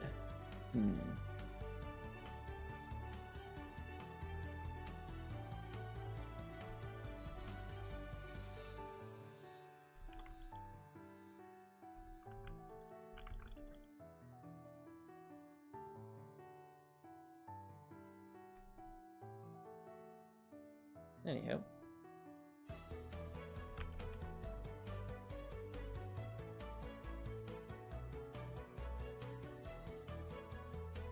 Not quite. It's close, but not exactly the same.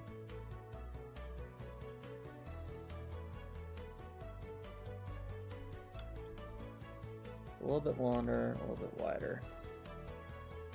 Principle is similar, though.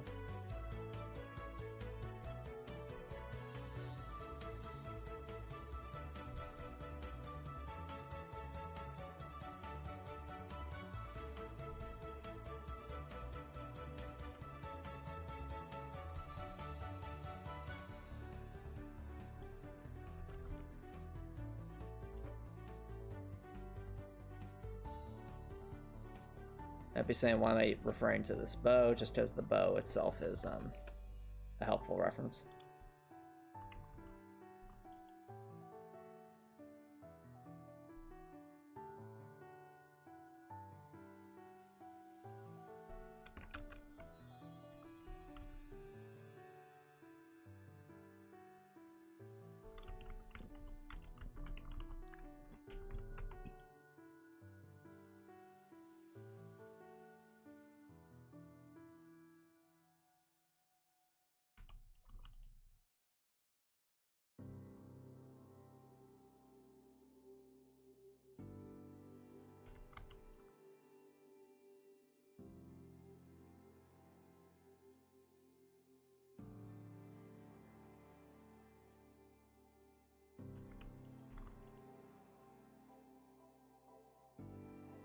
Yeah, that looked kind of like it's being drawn back quite a bit.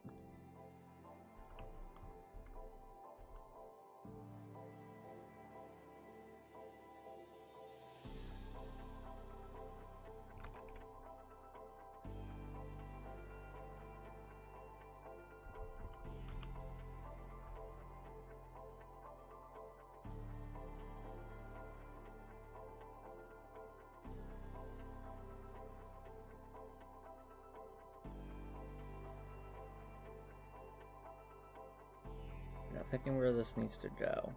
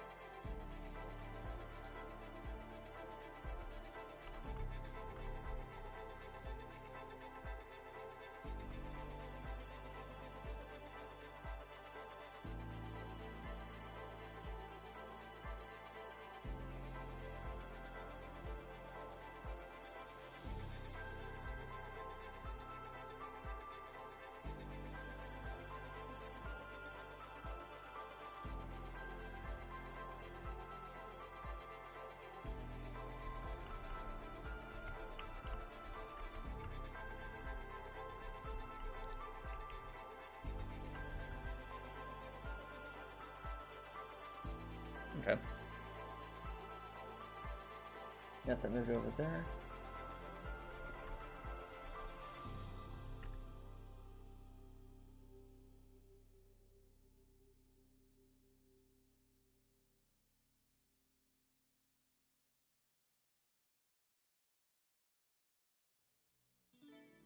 Hold back a fair amount, but I think we should go even further back. So mayhaps like really stretch this out. Also, chat, this is our jam.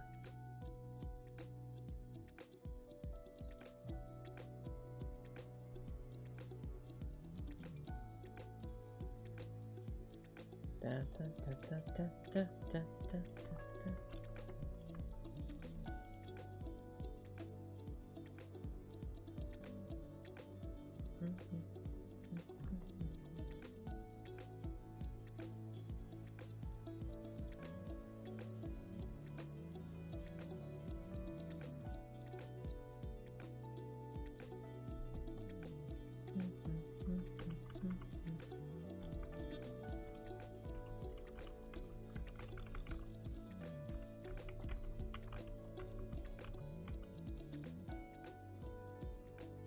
Oh yeah, that makes sense, because now if it's out there, that should be like the firing mechanism there, so that makes sense. Okay. Now, we delete that. Delete that. Actually going to copy pasta this. Right now, chat, we're adding an air launcher. Oh yeah, that actually works perfectly.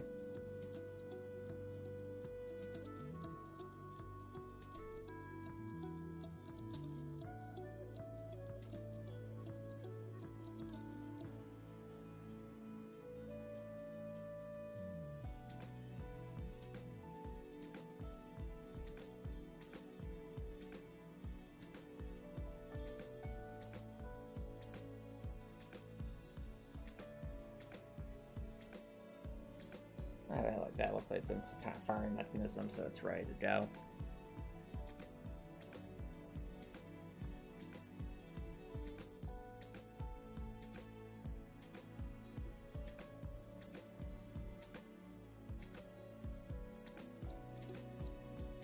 And that'll at least help us sideways.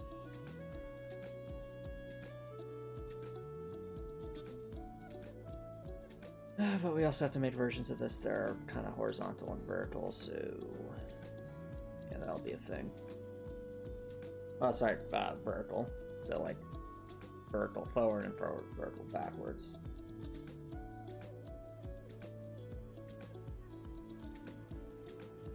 Let's start by seeing what we can do with horizontal to start with. Yeah, this is it. This is a big launcher.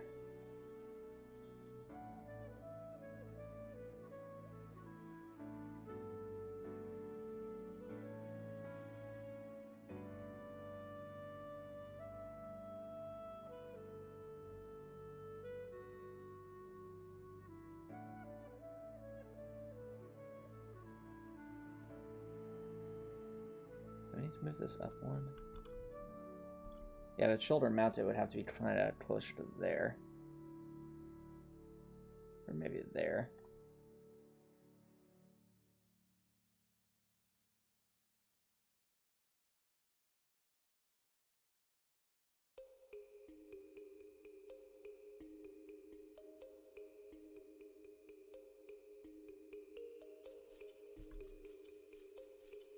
So we're going to have to move these animations down a little bit, give ourselves some space.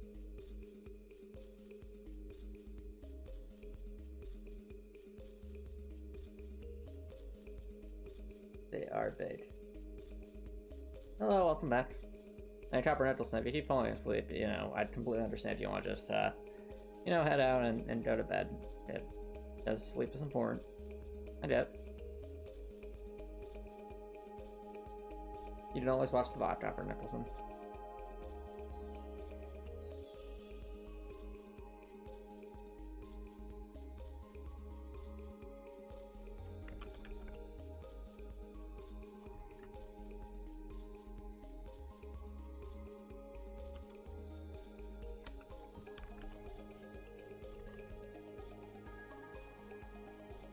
Shoulder mounted.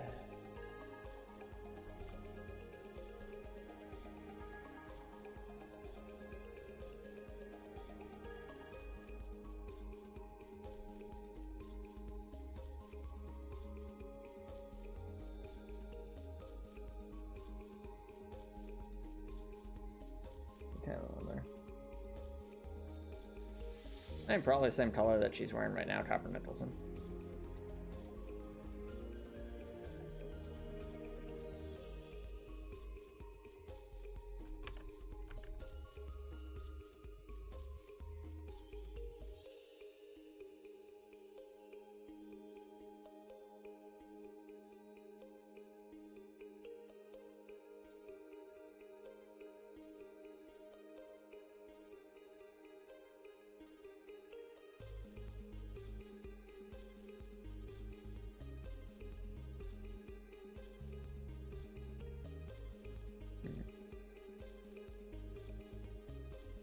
I'm not sure, Copper Nicholson. You'd have to probably do some looking into that. Well, actually, I take it back. She would probably... I mean, I guess the closest would probably be some kind of hybrid between the fighter class and... Actually, it'd probably just be the fighter class, because with some bits of Arcana mixed in there, because Dorothy, you know, with the Manifest, effectively can use a massive variety of weapons. So it would have to be a class that's capable of carrying a massive variety of weapons and using a massive variety of weapons. No, not a road. Definitely not a road. Dorothy is not sneaky.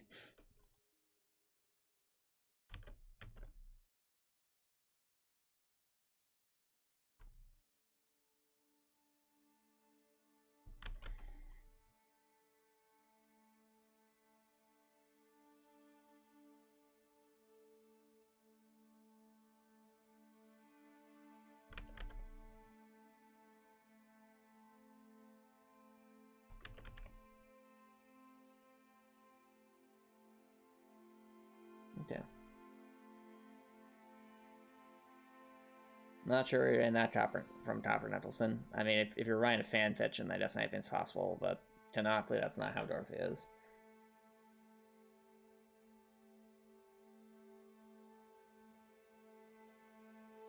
No, she doesn't.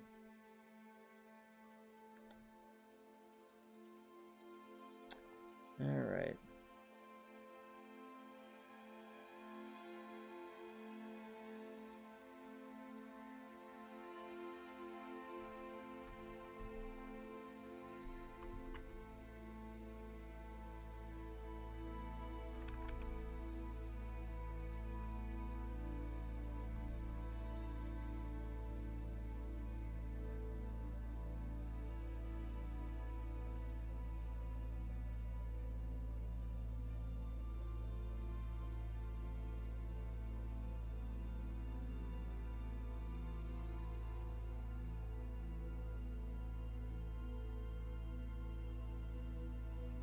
Something else I'm realizing, Dorothy would not be like staying still like this while holding it. She would actually have to statter her feet a bit to make this even remotely possible for her.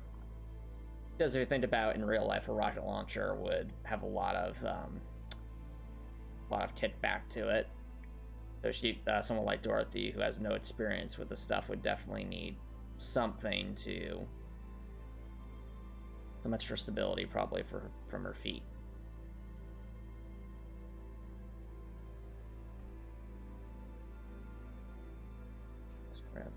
Take that. Grab these.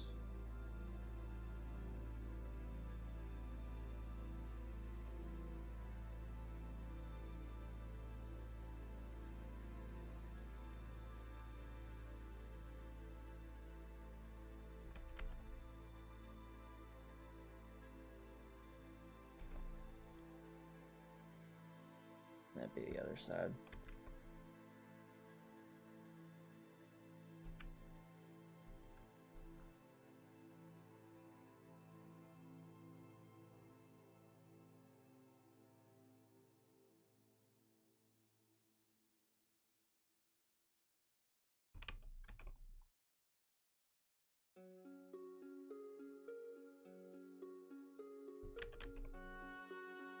Yeah, so right now we're just trying to get the placements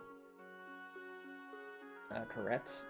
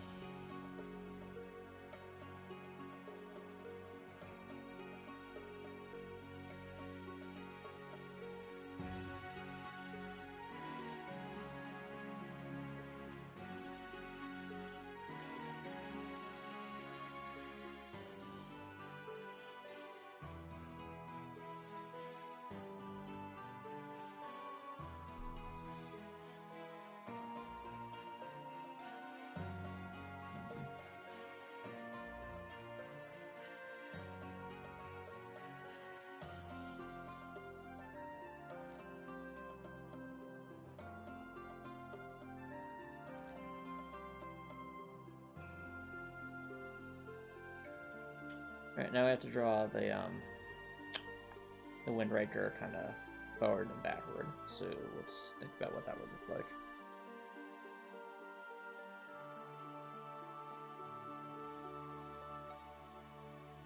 So if we're front facing, we can definitely see the barrels of it.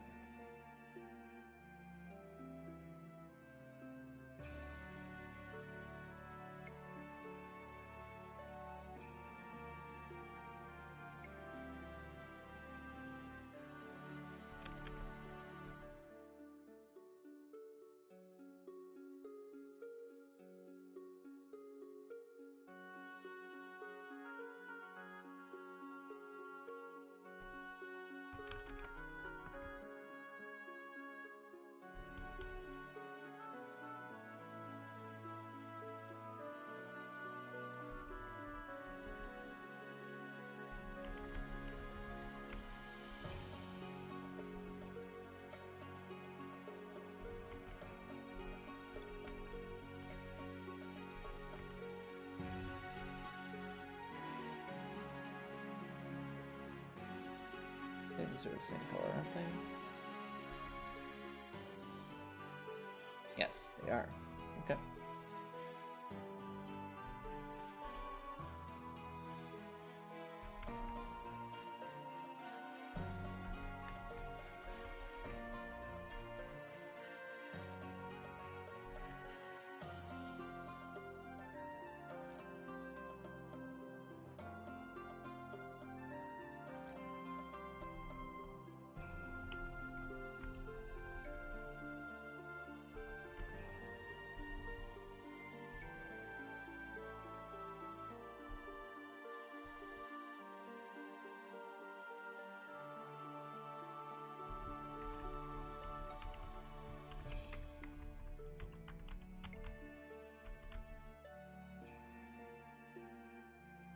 Alright.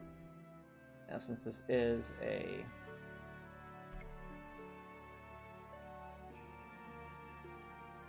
beefier weapon, it might be a little more on the side to it than just the standard stuff.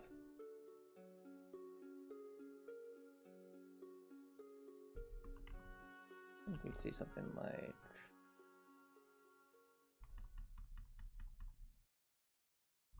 that.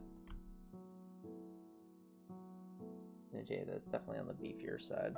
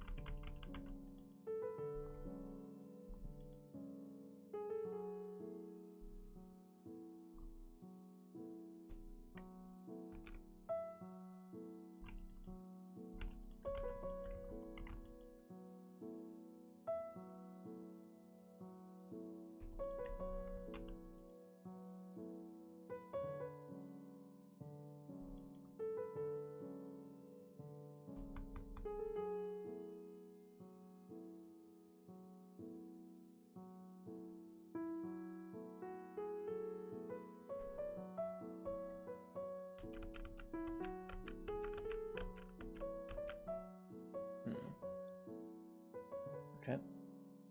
With that.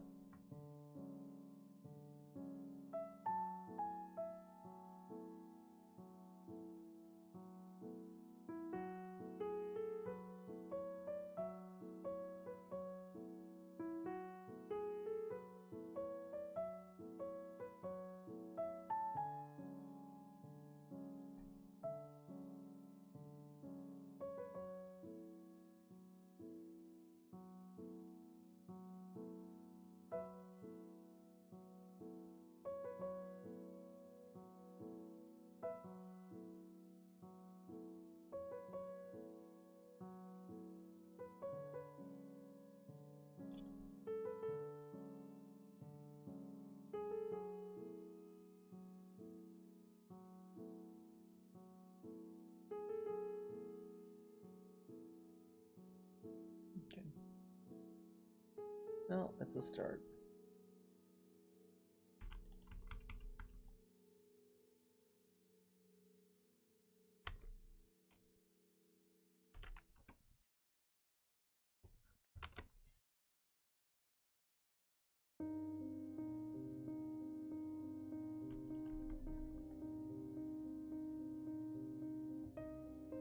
Okay.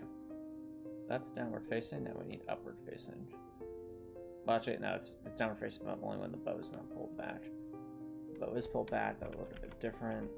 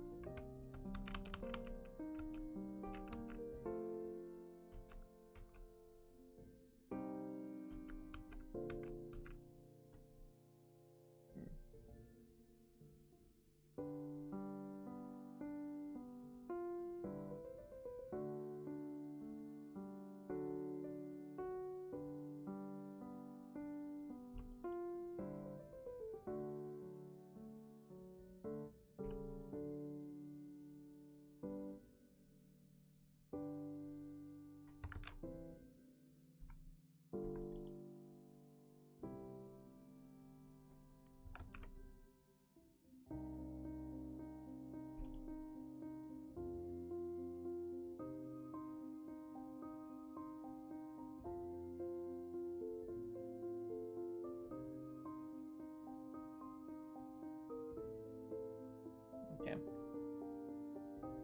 Now we need it in the opposite direction.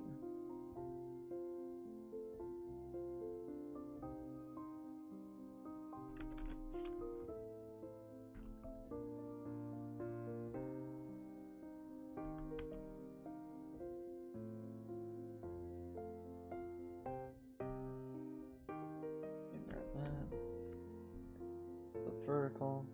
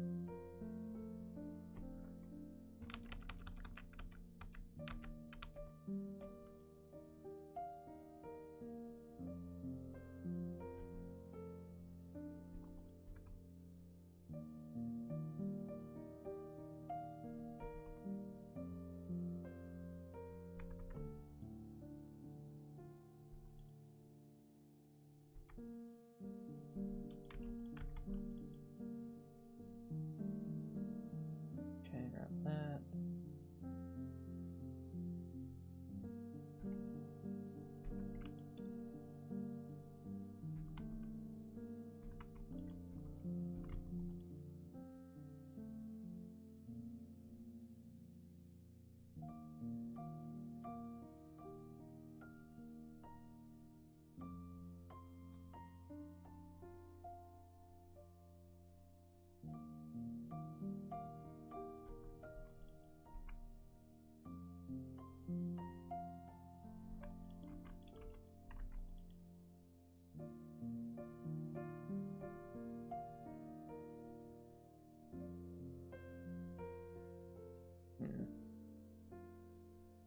Move that over there.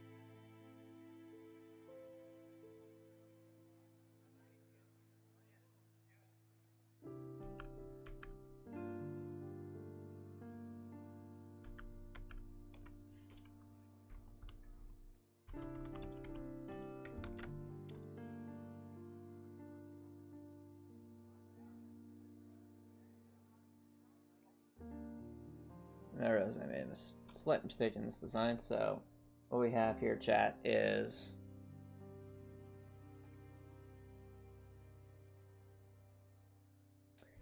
it should actually be slightly off-center to get that kind of crossbow-like look to it. I'll actually let us add some more detail in as well.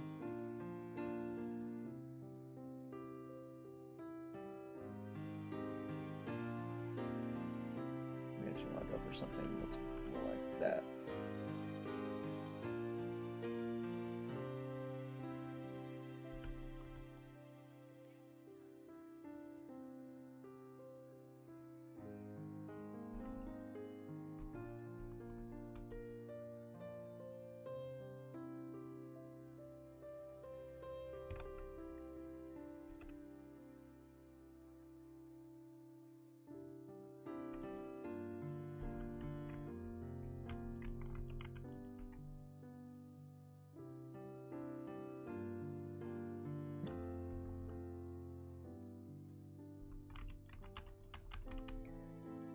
Copper Nicholson asks, you also have a tendency to telegraph your intentions via names, so you're looking up interpretations up to Sandra. Ah, I see, Copper Nicholson. Well, have fun searching for that.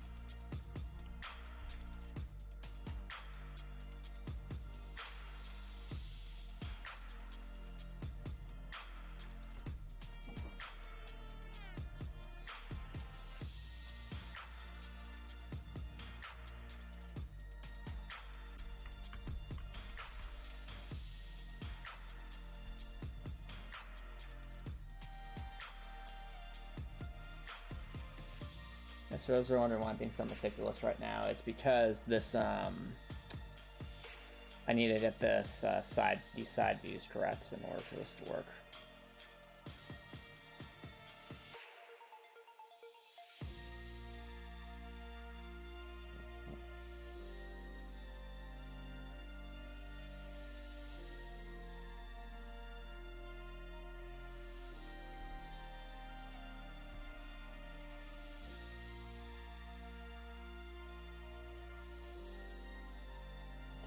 There we go.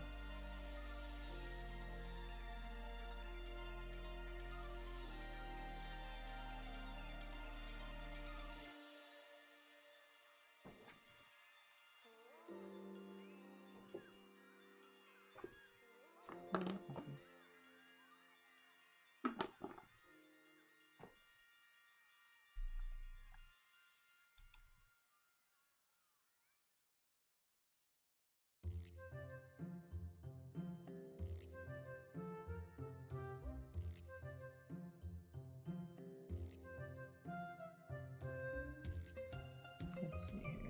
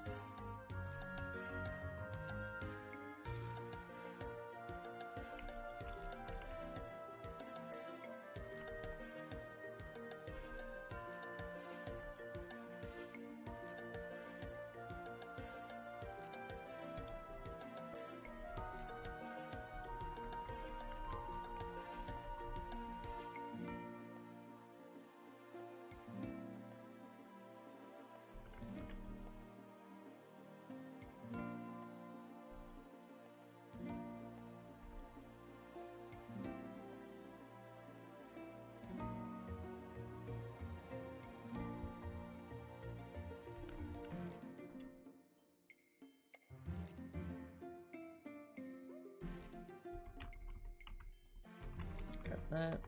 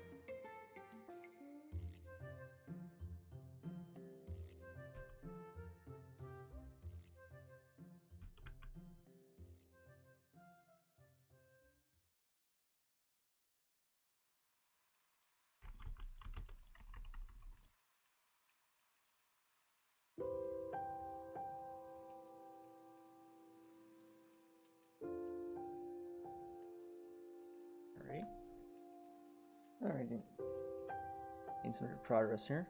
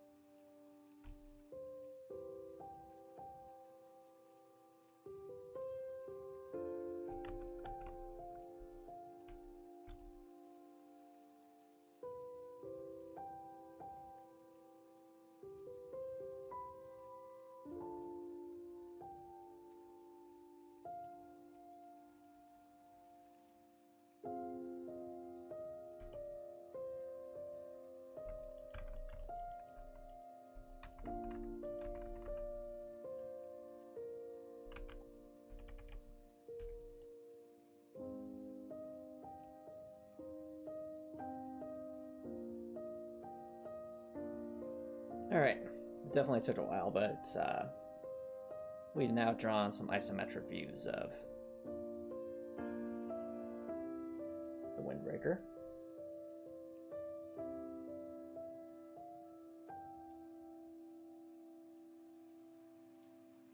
Now it's time to implement them.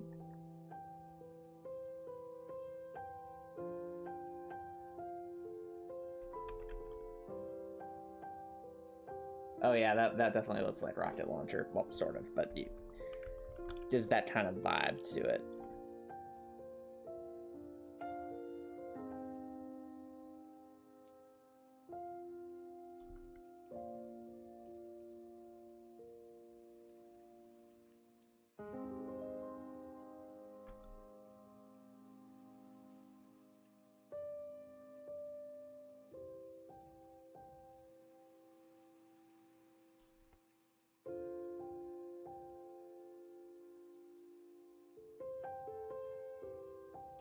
Okay.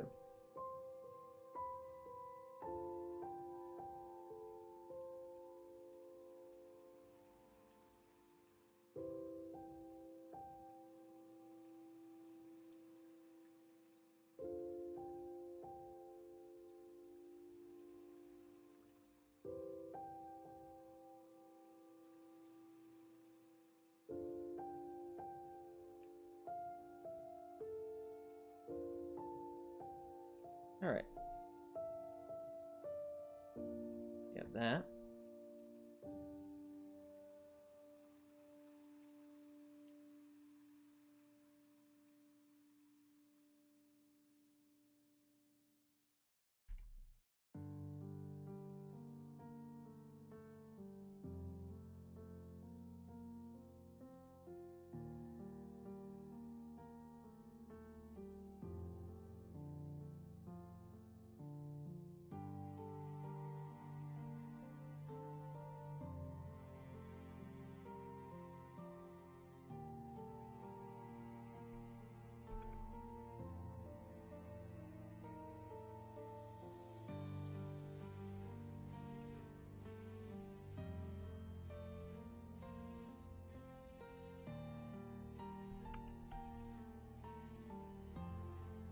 So that'd be somewhere around there. Yeah, especially from that back side, it definitely looks like more of a rocket launcher sort of thing.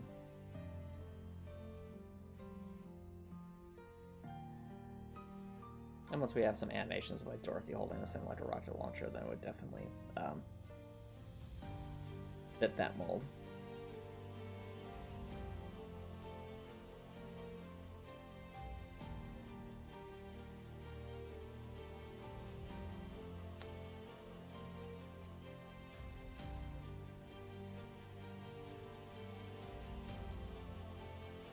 Well, even the way it's oriented like there, kind of imply something like this. Yeah.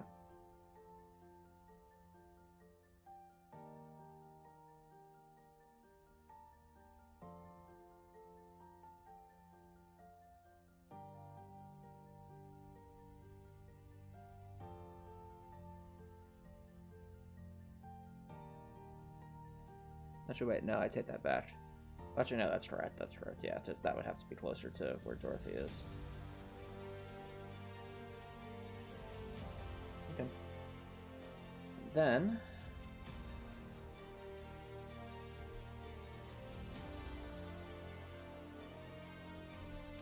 just gonna flip these around. My own sanity.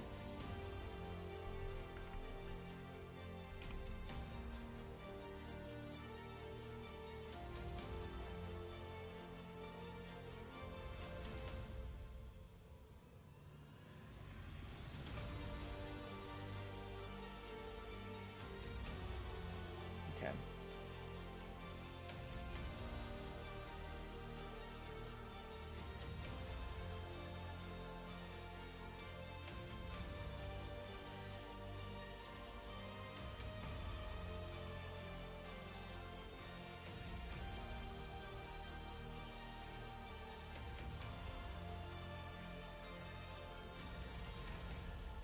I realize the hair needs to be changed. 1 second, chat.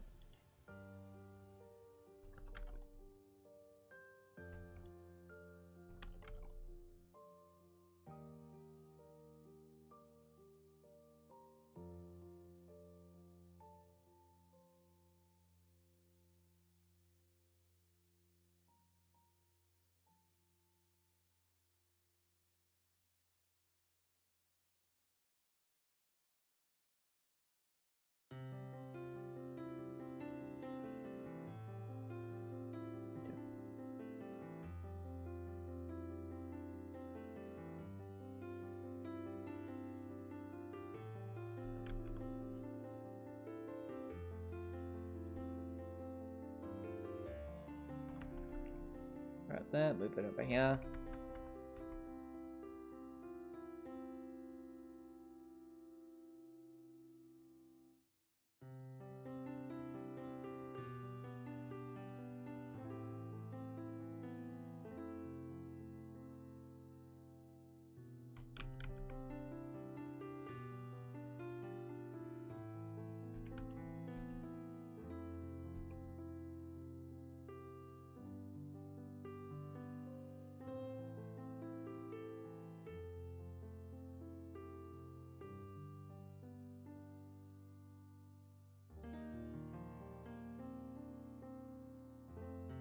Okay.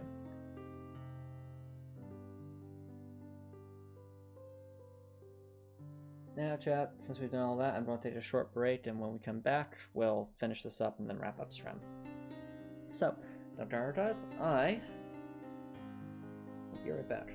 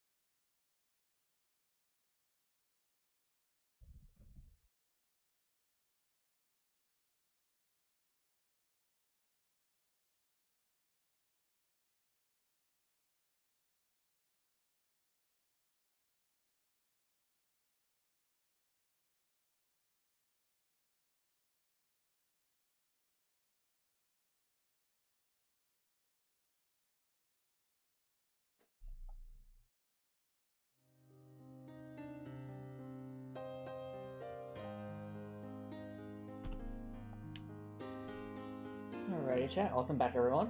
It's time to wrap things up here. So I'm gonna be adjusting. We have to modify Dorothy's hand position, so it looks like she's holding some kind of shoulder-mounted weapon. No, we're not leaving quite yet, Copper Nicholson. I'm just saying I need to.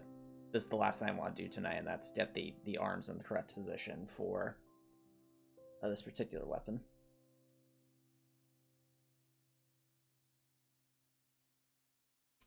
So, think about positioning here. I'm holding like a shoulder-mounted something. The hand's going to be rotated, so well, my arm's going to have to be rotated, or at the very least having this coming upward.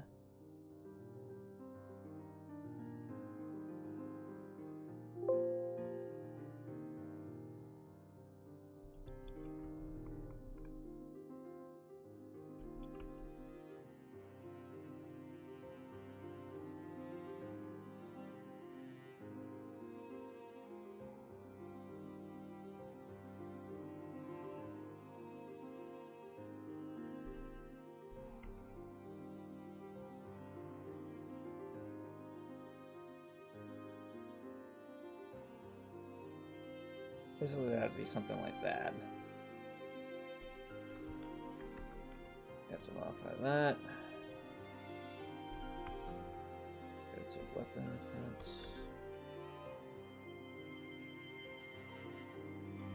Yeah, it would have to be something like that.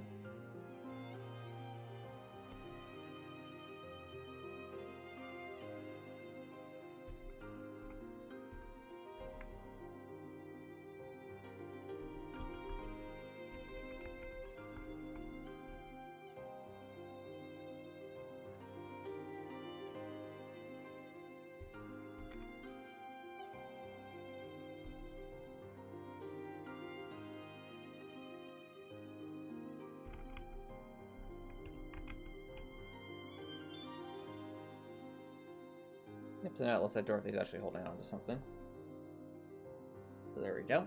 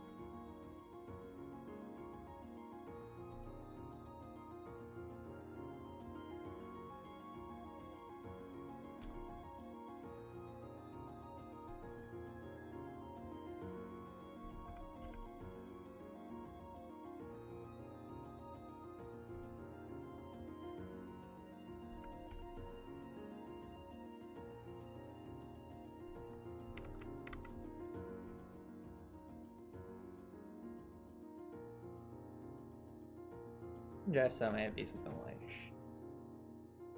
No, my arm would definitely be more upwards, so...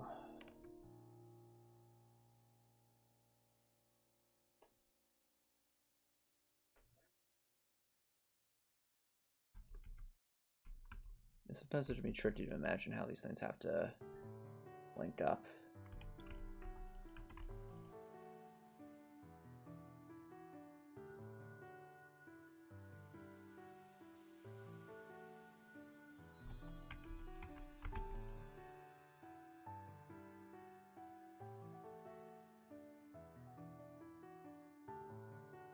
Yeah, honestly, it'd have to be something like that.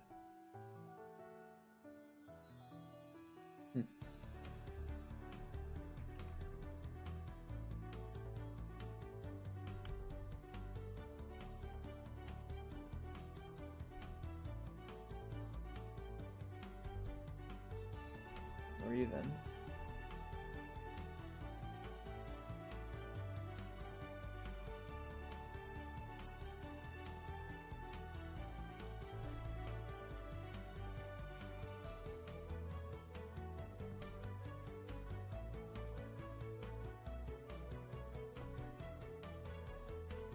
Yeah, I just keep going back to my hand position, trying to think about how this would look.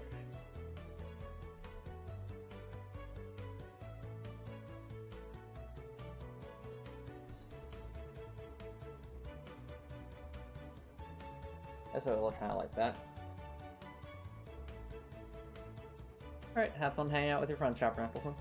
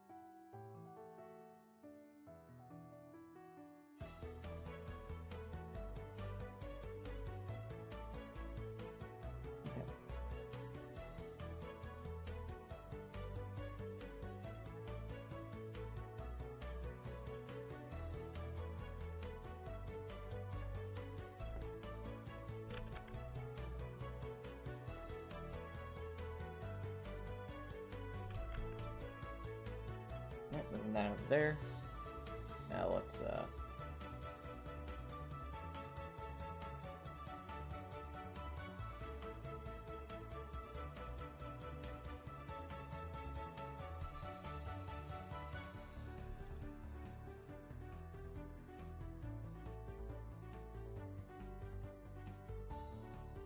some moment and then recoil.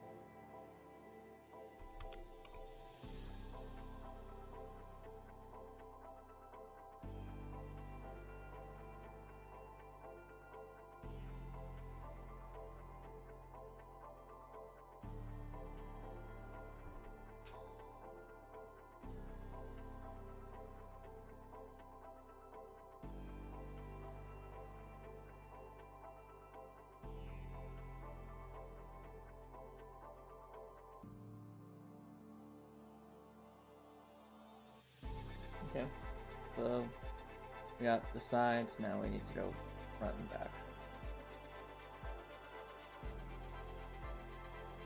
Start with arms for the body. Thinking.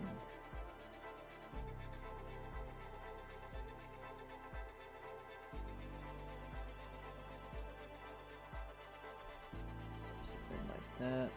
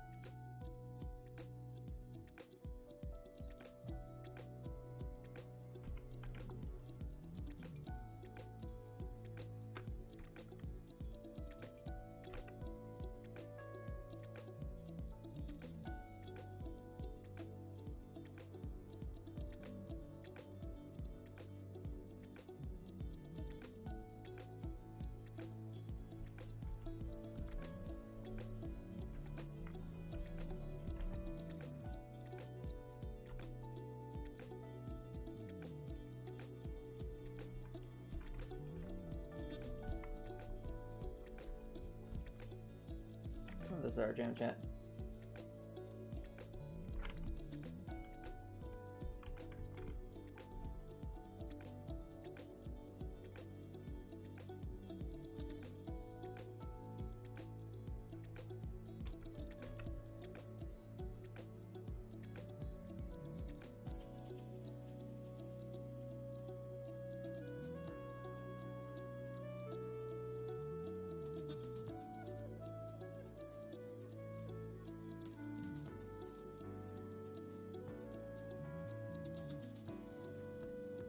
tricky part. We have to show Dorothy kind of stabilizing it with both of her hands, because no one holds a rocket launcher in one hand unless they really know what they're doing.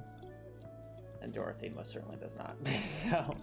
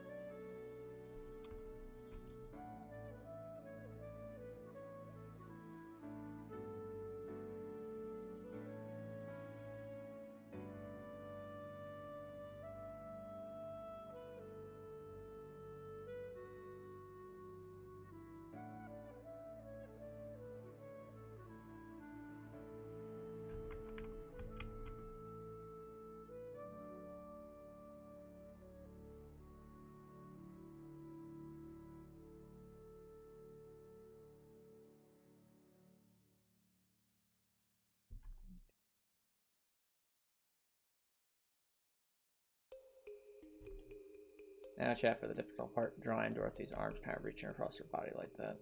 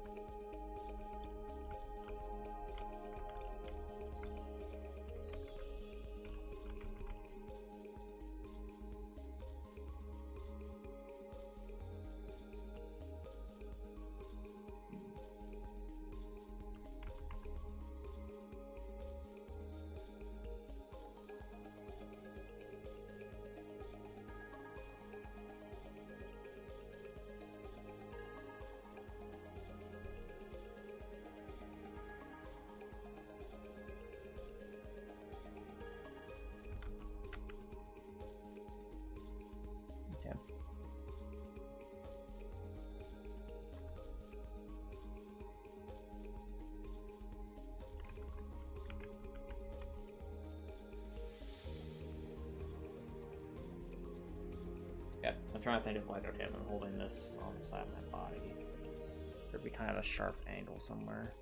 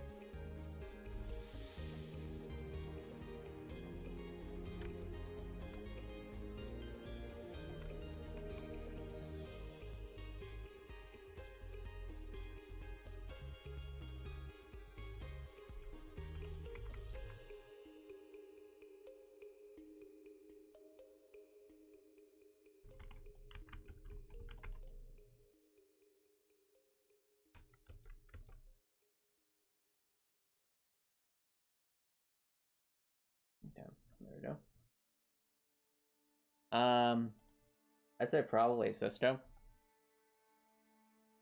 Just, I think he just has the most combat experience.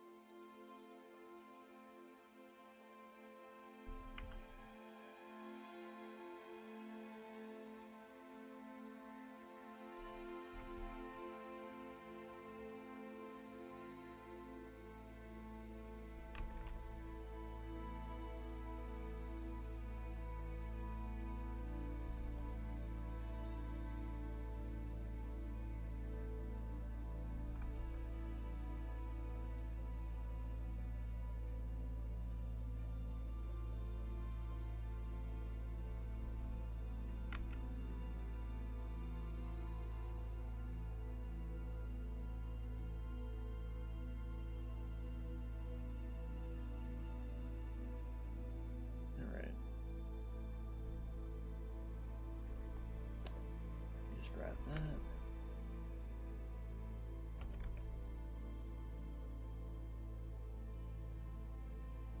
That's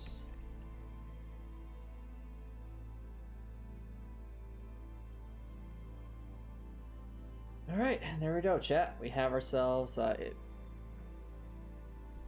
animation for the Windraker.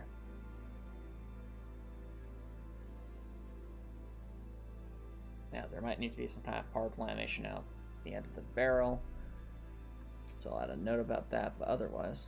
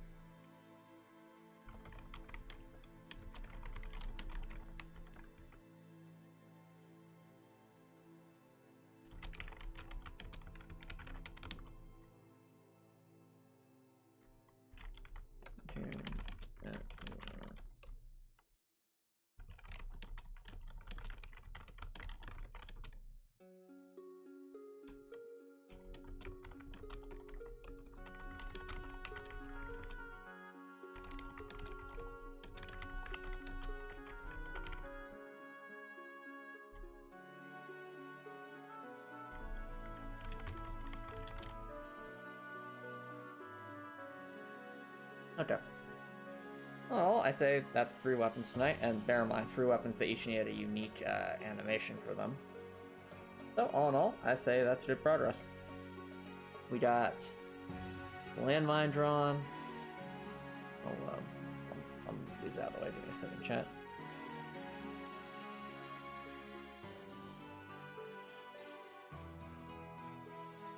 Yeah, we got the